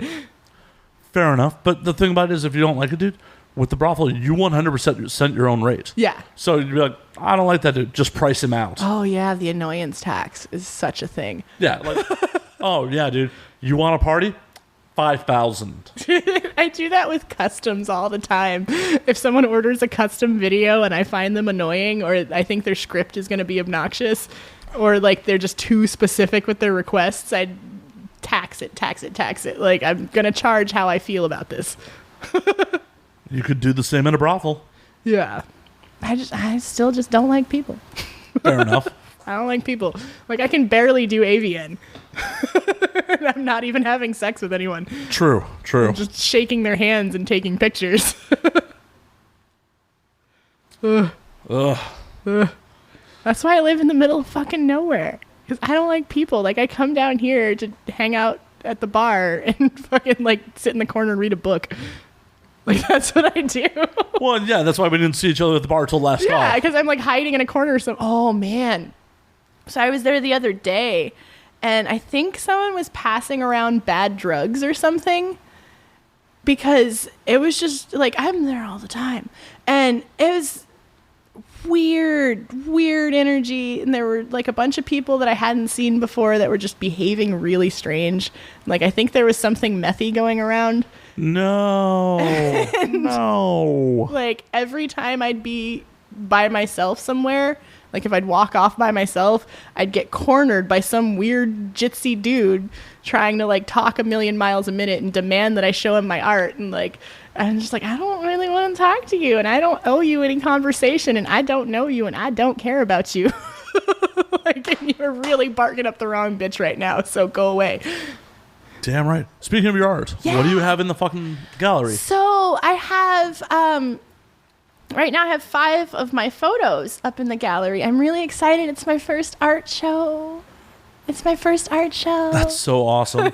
So what are the photos? Well, like what? So there's 2 different sets of photos. The 2 on top are from an abandoned water park in the desert that I visited. That everyone drives by in between LA and Everybody Vegas. always thinks about visiting it, and I actually was just like, fuck it, I'm going inside. There's no guard. There's no gate even. You can just drive up to it and walk around. Like, I don't know if you're supposed to do that. But who's going to stop you? Yeah, no one stopped me. There was some like weird crackhead lady with huge boobs that kind of wandered up on us. But she was minding her business. We were minding ours, so whatever. And yeah, so I got some really cool pictures of that, and I'm just kind of fascinated with the idea of this dried up water park in the desert. Like, there's nothing around for miles. There's no hotels, no nothing. Like, I did some research and found out it had been a bunch of different kinds of water parks, and they tried to like reinvigorate it a bunch of times, and now they just use it for filming. Yeah, like it was a poorly thought out concept. Yeah. Like, I'm going to put a water park that isn't even near an exit. Yeah. Like, if it were open, I would consider going, kind of like how people do with it now. Like, you'd consider going there, but you never actually do because it's just kind of out of the way. Right. If they'd built, like, what they should have done is, like, are you familiar with the Wisconsin Dells? No. So, like, the Wisconsin Dells is, like, up, like, center northern Wisconsin, and it's a giant tourist trap. But they have a bunch of indoor water parks in the middle of Wisconsin that, like, are, cool. Built inside hotel, like, resorts. Oh, I think I've seen pictures of this. Yeah. So that's what they should have done. They should have built a fucking exit and built, like, a crazy, like, hotel water park thing. Right. Like, because that's the other thing is, usually if you're driving there, you're driving between Nevada and California, and you're on your way somewhere, and you're not going to just make a pit stop at a water park and get all wet and then continue on your road trip. Like, you're right. If you're like, what you should do is, like, build in the hotel water park and have a gas station there that doesn't rape you. Yeah. Because the only ones that don't rape you are in Baker. Yeah. Oh, Baker's great. I get the best sunglasses there. Because otherwise, country store. Every other gas station in between, like, once you get out into the desert, just like, yeah. It's creepy. $6 a gallon. What up? Yeah. And, like, there's a lot of really weird creepiness at a lot of these. Like, one gas station for, like, 6 months smelled like dead bodies. Like, there's just some weird shit out there. Well, because they killed the original attendant, and they're just pretending, like, they're just LARPing being an attendant. It's one thing to smell like a dead body once, but to smell like a dead body for 6 months straight is a little weird. Like, bury it or something. Get rid of it. Stop fucking it. Yeah, put it away. Right? There are only so many times you can fuck a dead body. So I've been told. Falling apart. So I've been told. Allegedly, there are only so many times you can fuck a dead body. You can at me if you know the answer to that. And you get that weird disease from, I forget what it's. Kuru is when you eat it, but right, you got it, and that's only when you eat the brain. There's another one if you just like handle dead bodies too much, you can get some weird, like, it starts off as like a rash. Is that a thing? It's a thing. I gotta Google this. I only know about this because there was a story of this girl that like hooked up with some dude off of Tinder, and she like got this weird rash and went to the doctor about it, and it was a big thing because it's a disease you can only get from dead bodies, and they actually caught a serial killer this way. Turns out the dude was a serial killer, and he like fucked this girl and didn't kill her, and they knew who had the dead body disease. Well, we're going to Wikipedia on this one. Okay. So Health risks from dead bodies, if we're following along with my Googling at home. The first entry is false risks. According to health professionals, the fear of spread of diseases by bodies killed by trauma rather than disease is not justified. Among others, Steve Rodman, director of UCLA Center for Public Health and Disasters. I can read. Sorry, been drinking, sleep deprived. Words are kind of moving at the moment. Said that there's no scientific evidence exists that bodies of disaster victims increase the risk of epidemics and that cadavers pose less risk of contagion than living people. So those people whose hands you're shaking at Avian are more likely to get you sick than dead bodies. Yeah. I think what it was is he was fucking the dead bodies. Hold on. I'm looking at real risks. Yeah. Okay. Contamination of water supplies by unburied bodies, burial sites, and temporary storage sites may result in the spread of gastroenteritis from normal intestinal contents. But there is absolutely nothing here about rashes from... So now I gotta find this article, because it was like a legit news outlet that was reporting this. Well, there's a Snopes article also that says, romantic encounter with necrophilia cannibal is false. Oh. God damn it. They caught me. On June 2010, the Malta Independent reported a gruesome tale which had been recently sweeping that island. The one that I read, it wasn't her boyfriend, though. It was like a random hookup. Oh, well, I'm sure there's variations on it. That's true. But according... I hate when the internet tricks me, because I'm usually pretty good at figuring out what's nonsense. Well, I'm happy to have enlightened you. Thanks. You're welcome. You don't catch anything from fucking dead bodies, apparently. Unless they died of, like, something you can catch. Right. Because there was in the article in the Wikipedia that... But there's no, like, specific dead body fucking disease. Right. Like, it's like this flu epidemic of 1918. Like, people were catching the flu from the corpses. Shit like that. Yeah. So, how long dead can a corpse be before you can be safely fucking and not catch HIV? Gross. I don't know. Why are you kink shaming? Now everybody's going to think I fuck dead people. I already drive a hearse. Wait, you don't fuck dead people? No. Interview over. Show's over. This is never airing. I fuck them until they die. And then... So how many men have you killed with your vagina, young lady? Enough. Enough. Is 1 enough? 2? 10? Enough. Population of a small city? Did you, like... Are you and Chaz the only people living in that town now? Did you fuck everyone else to death? Oh, that'd be a weird horror movie. Holy shit. That's your next horror porn. You know, I was thinking about writing a horror movie script based on the town, and I was trying to decide whether my monster was going to be zombies, vampires, or ritualistic cannibals. Now it's your vagina. Maybe that's what it is. Maybe there's just like some really slutty, trashy lady that like... Fucks everyone to death. Yeah. She's like the literal Black Widow. I smell AVNs.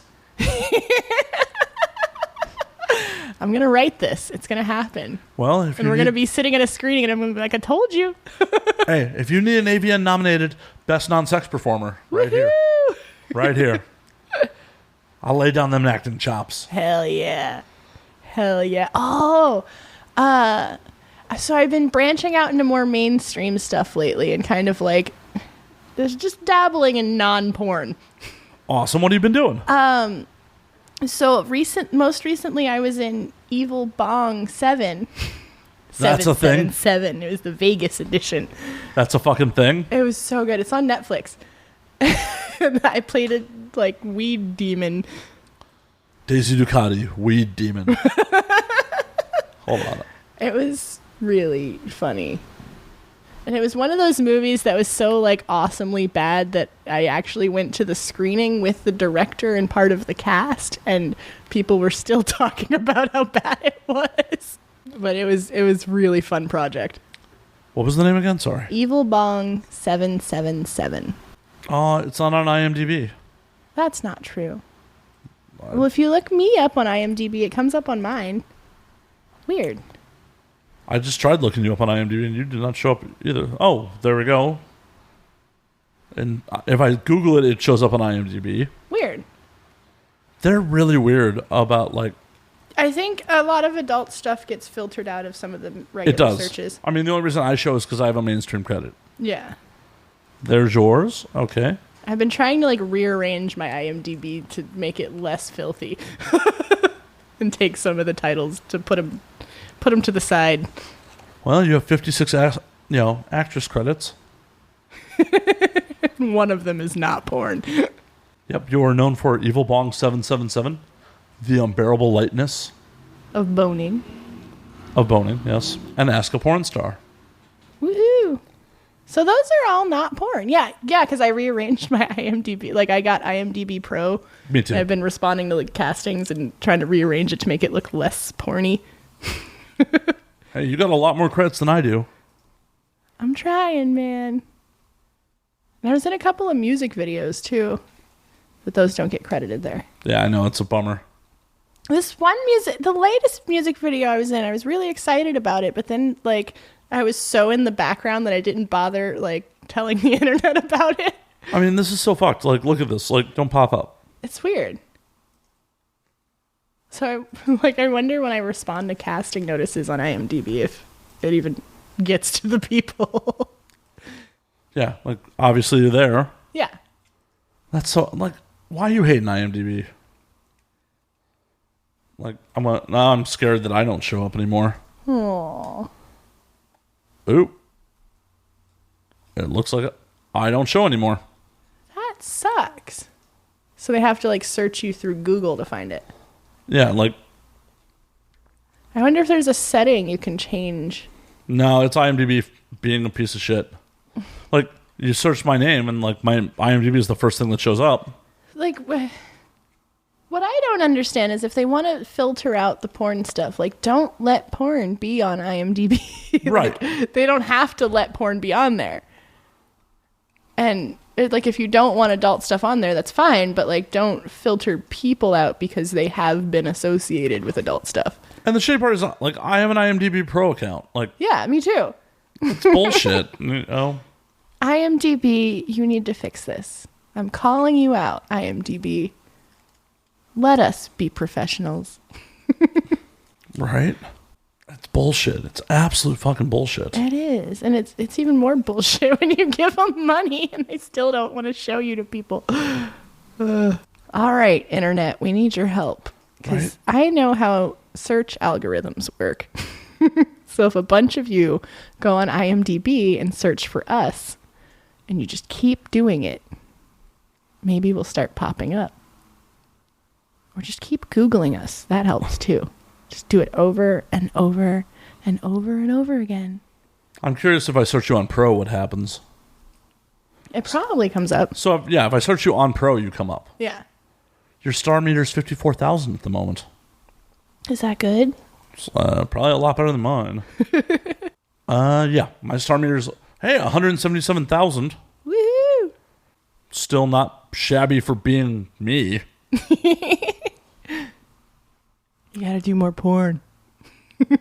People need to cast me in more non-sex roles. Yeah. Like, that's just what it is. Like, and those are the most fun. Like, I have a fucking ball when I get to do non-sex porn stuff, and I just get to be the weirdo. Like, most recently, I did a thing I did the Dragon Ball Z thing for Wood Rocket. I got to dress up as Piccolo and not have sex. That's kind of fucked up that they put you in that much makeup and you didn't get to bang. But see, I like it though. Like I specifically told them if they ever need someone for heavy effects stuff, like pick me because I love it. I love it. Like I used to demo model for effects makeup at Cryolan, their classes in San Francisco, and. So for the audience at home that may not know, what is that? Cryolan is like one of the major effects makeup companies in the world. And they do a lot of like theater makeup, but they They only have a couple of locations in the world. Most of their stuff's online. I think they're based in Germany, but they have a location in San Francisco. And like one of the things that I used to do for fun was just demo model for their classes. So the teacher would use me as the face that he would do the makeup on and teach the class. And so instead of taking a $1,500 effects class, I'd get paid in makeup. And like I could pick anything I wanted out of the store, and I'd get to take the class and learn how to do all the stuff and wear the makeup. And so it was a cool experience. Oh, you definitely got to do a horror porn now. Yeah, dude. Oh, so one of my fans sent me a bunch of effects makeup to practice with. And I made this like gnarly slash wound on my arm. Like I slit my wrist. And it was like a really basic, like I used a paper towel and some glue and some like paint and blood, and I did it in like 15 minutes. And I took a picture of it and sent it to Tom Savini, who's like my idol. And like I bother him on the internet all the time. It's really funny. I'm way creepier than my fans too. And so I send Tom Savini my slit wrist, and I'm like, how'd I do? And he liked it. Awesome. He sent me a little heart. Oh, that's awesome. I literally squealed when I saw it. And then I realized how creepy that actually is that I did that. He's probably used to it. I'm sure. And like, that's why I can't get mad at my fans when they do weird, creepy shit, because I'm worse. Like when I'm a fan of somebody, I'm way worse than my fans.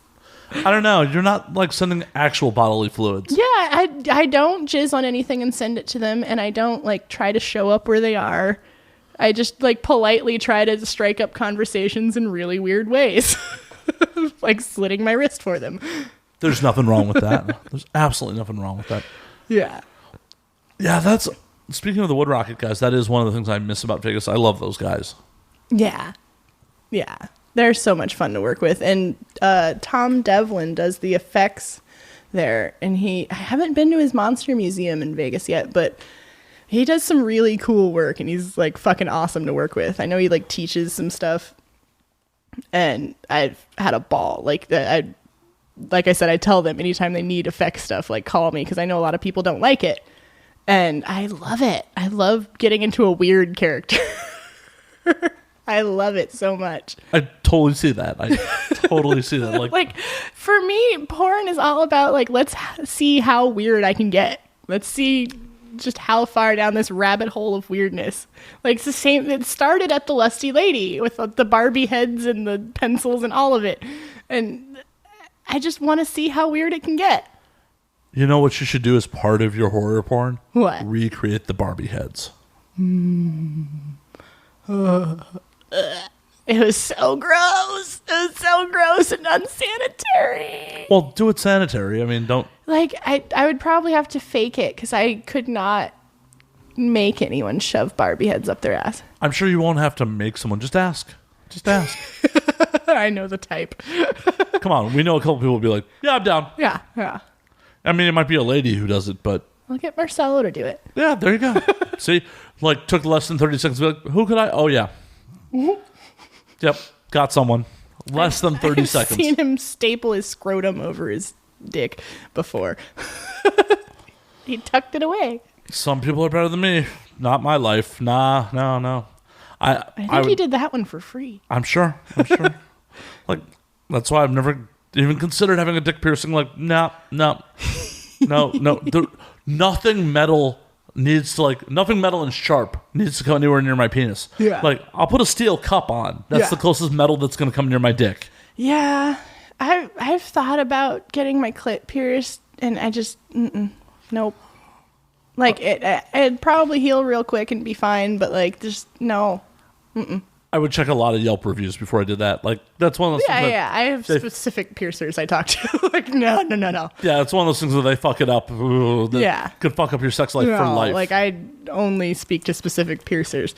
But, actually, speaking of weird piercings, a while ago, maybe about 6 months ago, maybe a year ago, I got a magnet implanted into my belly button.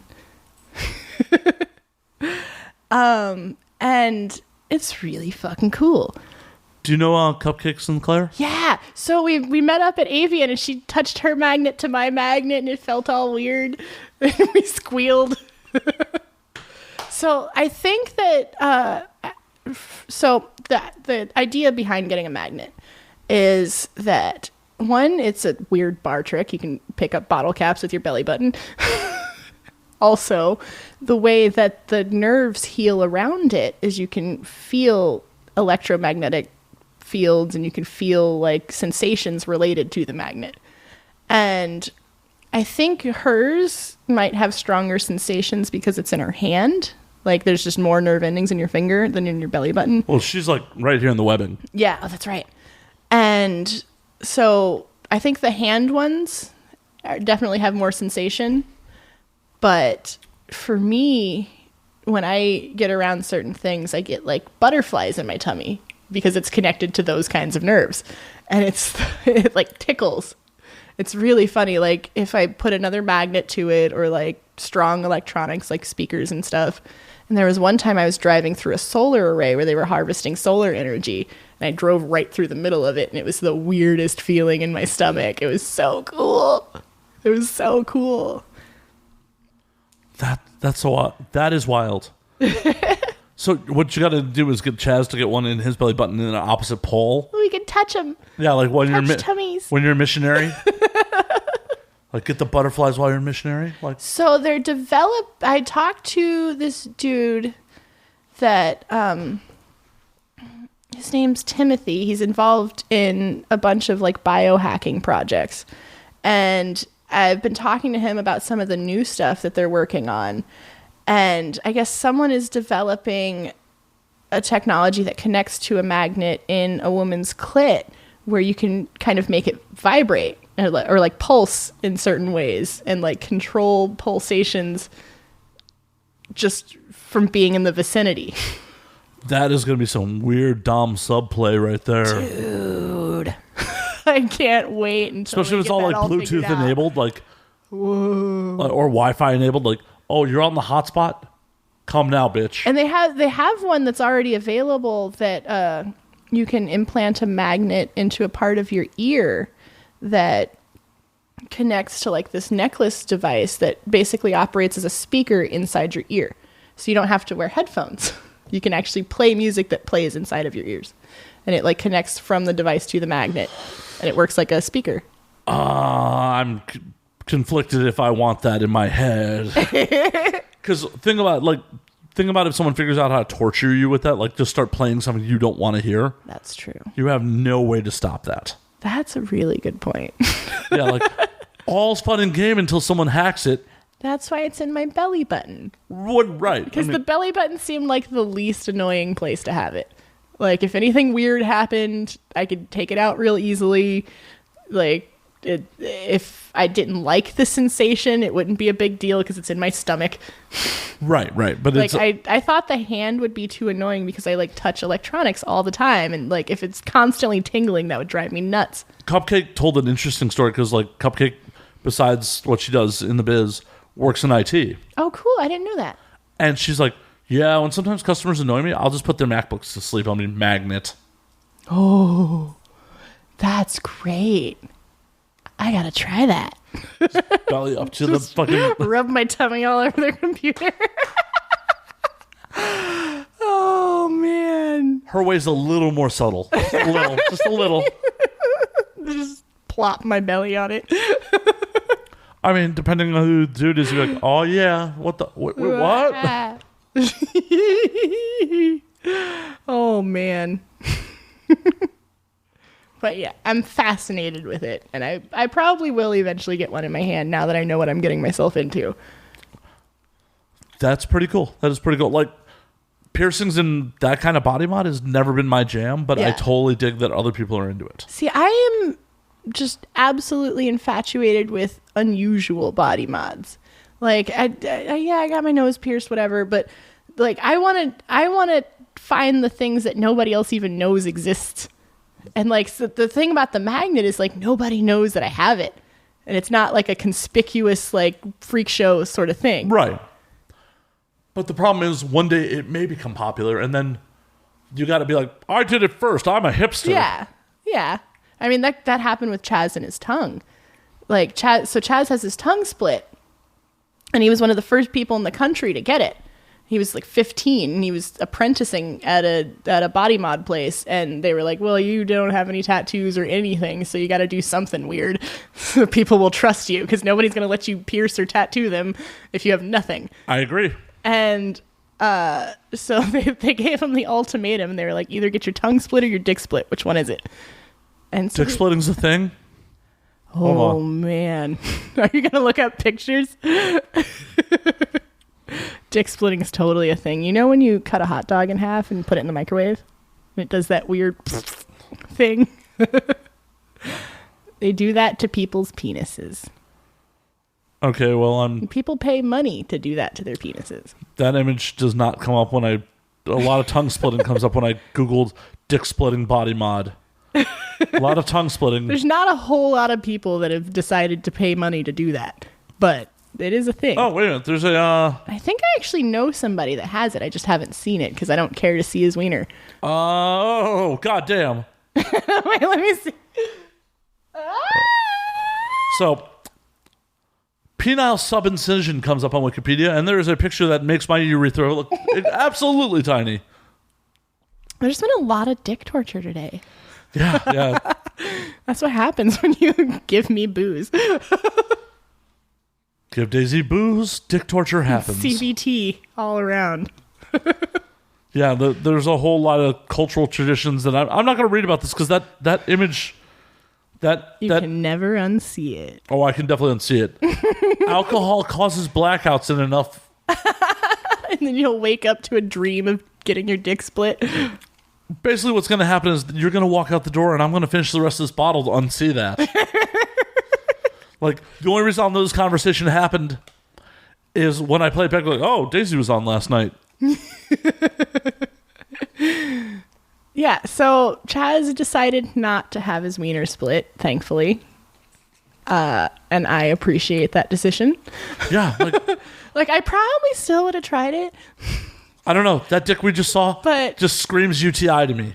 Yeah, you gotta have extra hygiene when there's extra crevices and... Yeah, like, that is how you get all the HIV. Like, it's hard for a heterosexual male to get HIV. We all know this, right? Yeah. That guy gets all the AIDS. His dick's like an open wound. I mean, I guess the skin heals or whatever, but... Like, that guy's got to pee like a super soaker. Just... Yeah, that's the other thing. It's like, how? How do you... Like... I dated a guy with a bunch of piercings in his wiener once, and it was really awkward. Like, I had to go watch him pee one time because it was just so funny. Do tell. Like, so he had I think he used to have a PA, and he took it out, so the hole was still there. And then he had a frenum, which is like the skin under the head, and then he also had like a bunch of pearls on top that were like implanted. Ribbed for her pleasure? It was a lot going on. And he peed weird. So, like, what is it, like a fountain? Like, how did... It just kind of, like, sprayed in, like, a couple different directions, and he had to kind of aim it weird, and it was really funny. I mean, when I wake up with morning wood and, like, I've had a hard night drinking, I pee weird, but that's a whole nother level. Just imagine there's, like, extra holes. No, I don't want to... No, I do not want to imagine any extra holes. Like... No extra holes. No extra holes. I am happy with the holes that, genetics has given me. Stretchy extra holes. Just no. Shoving rebar and pencils in there. No. Beans. No. Whatever you can find lying around the house. The holes I got are good. I mean, I'm a little self-conscious about the size of my urethra, but...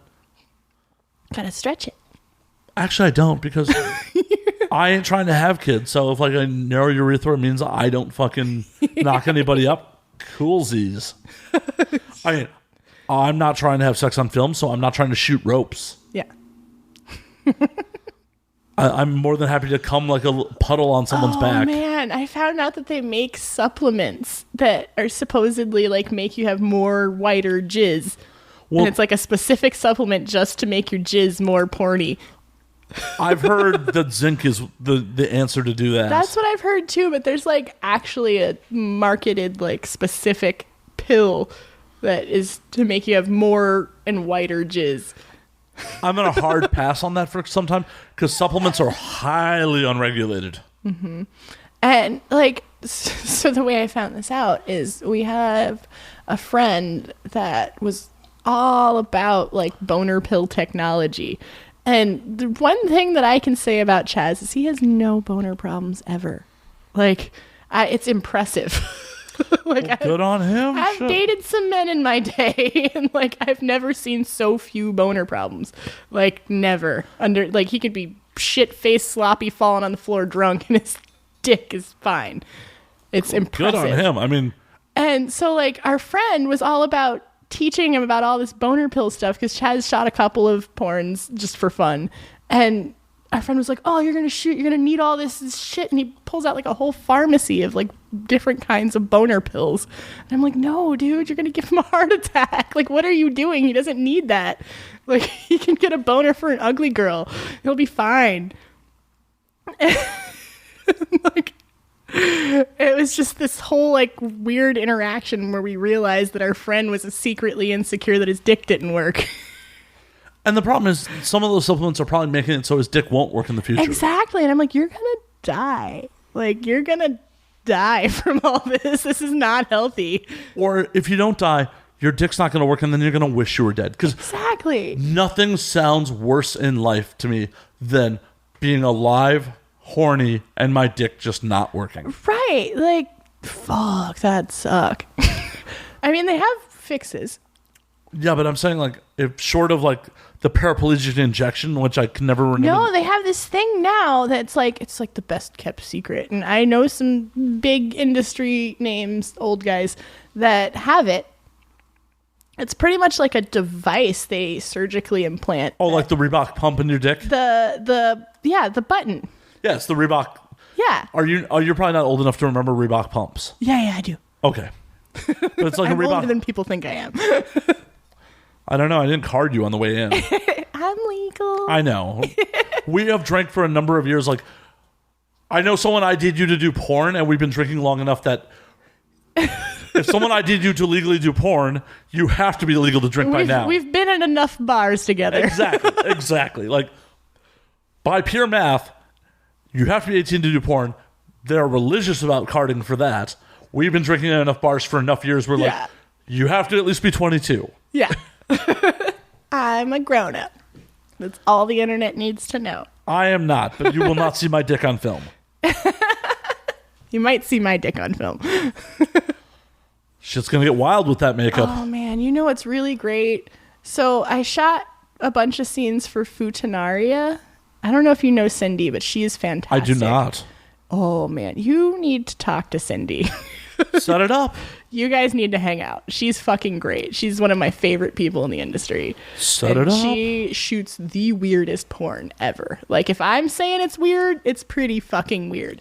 And she, like, gets off on just making it as weird as possible. And one of her sites is called Futanaria, which is, like, the big dick squirting gallons of cum. And she, like, custom makes these dicks to match skin tone, and like they're custom to the performer, so it really looks like it's your dick, except it's like 3 feet long and shoots 8 gallons of cum that happens to be aromatherapy scented and warm for your comfort. That's weird. That's a lot of weird. It smelled like lavender and lemongrass when I came all over my face. Like, it was like you shot a load in your own face? Yeah. I haven't done that since I was a teenager. And it wasn't like a load, it was like 8 gallons of a load. I mean, that's a load. It's a big load. It's an elephant load, but it's a load. And I can't tell you how many of my fans have hit me up after seeing that shoot and like asked me what happened to my dick. And they're like, was that real? Where'd your dick go? Did you cut it off? You're tucking it really well. And I'm like, dude, come on, man. Just use Google and common sense. Like, I've had a pussy the whole time, guys. Common sense is not common. Come on. Oh, man. Because there are people out there that believe everything they see on the internet. And people, like, get mad at me because they think I cut my dick off. That's right. You cut your 3-foot dick off and you mounted it on your wall. Because if I had a 3-foot dick that they cut off, seriously, if I had a 3-foot dick, I'd have to have them cut it off because no real woman wants a 3-foot dick. One time I was camming, and this guy, there was clearly like I don't know what his native language was, but there was clearly a language barrier. And he was like trying to impress me by saying that he had a 24-inch penis. And I was like, do you trip over it when you walk? Because that sounds uncomfortable. Dude, you're claiming your dick is as big as Hulk Hogan's arms. I don't want a 24-inch penis. I don't know what I would do with that. I'd laugh at it and point. I mean, most real-life women don't want an 8-inch penis. No. Like, 8 inches is good. 8 inches is good. But 24 inches is absurd. Like, that's... Well, obviously. I'm not going to fuck myself with my whole arm every day. Hulk Hogan has 24-inch pythons. Yeah. You are fucking someone with Hulk Hogan's arm. No. Back to the Peep Show. I actually remember one of my regulars. Is Hulk Hogan? No, I wish. That'd be hilarious. Shoving Barbie heads up his ass. Oh, yeah, brother. Watch me shove these Barbie heads. What are you going to do when Hulk Hogan runs wild on you? That was the worst Hulk Hogan impression ever. But the best mental image. The best. But there was this one guy that would come in like maybe once a week, and he was this like really nice, polite guy. And he was pretty young. He was like maybe 22.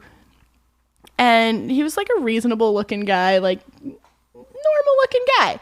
And he was like skinny, maybe Latino or maybe Filipino, I'm not sure.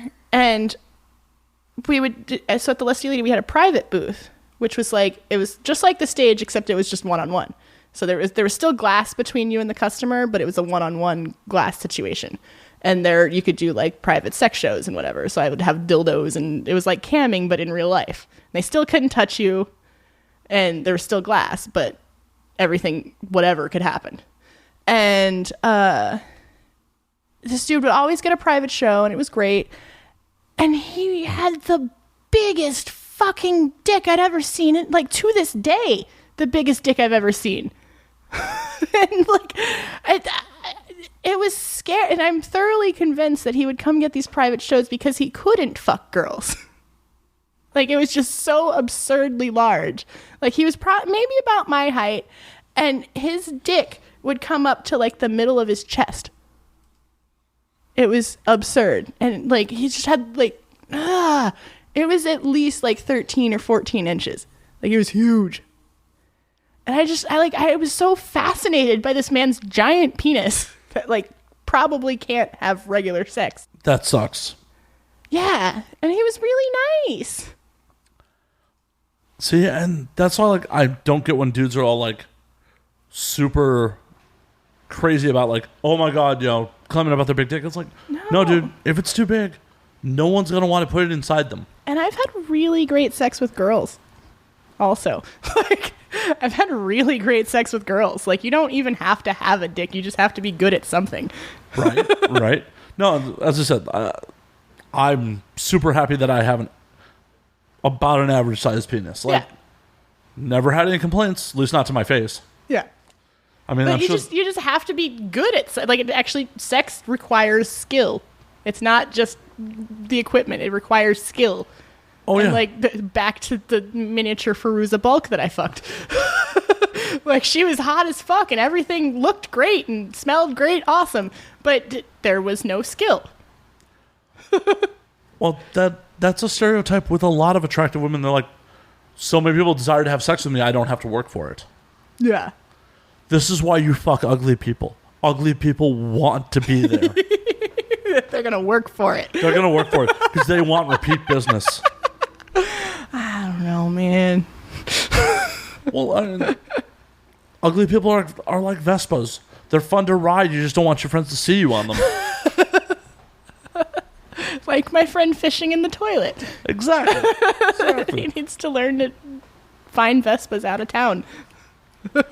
Exactly. I mean, I've definitely had some, as I said, I've had some sex with some people I'm not super proud about. Yeah. Like, we've all done it, but like 100%. 100%. Anyone who's been like, yeah, I am proud of every person who I've had sex with is a fucking liar. Sometimes animal nature just gets the best of you, and you're like, man, I fucked up. And you wake up in the morning, you're like, I shouldn't have done that. No. There's a really funny so there's this parody song that you have to listen to. It's like a gay parody of that song. So the parody is called "Won't You Please Go Home." I don't know if you can listen to it now, but it's hilarious. It's like basically about when you have those like weird fucking one night stands and you're like, all right, we're done. Go away. Sam Smith, "Stay With Me" parody, "Please Go Home." Yeah, that. And the video, without clicking on it, has two men standing over a bed. The song is hilarious, and he has it like to a T, just like the original song, but it's just like, please, just go home. Just go home. The minute we get off air, I'm going to hit play. Yeah, it's so good. And I can't listen to the original song without hearing that in my head. And I just laugh every time. Like there's certain songs that are just completely ruined for me. Like Ain't Talking About Love, that song. Yeah. Every time I hear it, because I am dating Chaz and he's fucking hilarious, now all I hear is "Eat Chunky Butt Love." Eat chunky butt love. And you'll hear it too. You'll hear God. Yeah, no. I can. Eat chunky butt love. Oh, that's horrible. It's infectious. It is infectious. But hey, Daisy Ducati, it is about that time. It is last call. Woo! So work in the audience for a minute. Oh, we've been talking for over 2 hours. Good Lord. And if we didn't have show standards, quote unquote, on this we motherfucker, could talk for days. We'd keep going. Like it'd be like, oh, world's longest podcast. Woo! You should just do like a marathon where you have a bunch of people over and it's like a party and you just interview people throughout the night and you just see how long you can go and everybody's just wearing a microphone. That sounds like my editing nightmare. No, you just post the whole thing. Believe me, we did a show at Avian 2 years ago with 6 people on mic. Yeah. And passing the mic around the room, and it was a fucking nightmare. Oh, I can imagine. I mean, it turned out pretty well, but it was a fucking nightmare to edit. Pouring booze into the mix. Me? Alcohol? Never. Never. What do you mean? I'm allergic to the stuff. I'm straight edge. Hail to the X, baby. I was fucking straight edge until college. I'm sorry. And I didn't smoke weed until I was 22. So what changed that around before we get off air? College. Just college? Just college. Being in college, it's really hard to be sober in college. Well, no. Never went a day in my life. Yeah, I partied on a lot of campuses. Went way too long. And I got the goddamn degree. It just took me fucking 8 years to get it. But I got it. Good for you, Van Wilder. Thanks. I'm proud. Not that I really need it, but... Right. Just threw some money away. Fuck ton of student debt and learned how to drink, but... Hey, there's nothing wrong with learning how to drink. At least now I know how to drink. Because I know some adults that are older than me that just recently started drinking. And I've had to, unload some college wisdom on them. You can't drink everything in one night. Pick one. Stick to it. Don't put sugar in it. Agreed. Yeah. That's why I'm drinking this straight. It doesn't need anything. Nope. That's why, You can have some soda on the side, a sip here. I'm having some frozen croutons, and that's about it. So. Anyway. We're going to wrap this motherfucker up. Woohoo! Where can we find you on the social medias and the OnlyFans and all that fun shit? Yes, so you can find me on Twitter and Instagram at Daisy Ducati. I actually stopped posting on OnlyFans because I had too many problems, but you can find me on iwantfanclub.com. And you can find my fan club there. You can also find my art, and you can buy it, at the Door Gallery in Hollywood, directly adjacent to the Burgundy Room. Where you may see me at the bar drunk. You might see me there drunk, and I'll tell you all about Lonnie Hammergren and his weird house. And yeah, so find me on the internet, or you can go to daisyducati.com. Order customs there? Yeah, order all the custom videos. All of them. And call me on Night Flirt. We'll talk about shoving cupcakes up your butt. And we won't make too much fun of you on the next episode. Too much. Or maybe I'll make extra fun of you. If that's your thing. Yeah. And as always, you can find me at Matt_Slayer on Twitter, Matt Slayer on Instagram, Matt F. Slayer on Facebook. You can find the podcast at And Now We Drink on Twitter, and Now We Drink _ on Instagram. Fuck. Follow us. Follow us. Internet us. And until the next time, dear friends, may your hangovers be mild and your whiskey be strong. Woo! I think that's the new sign-off. I've been working on it. Let me know. Drink up, motherfuckers. Actually, I think Daisy just nailed it on the fucking head. Drink up, motherfuckers.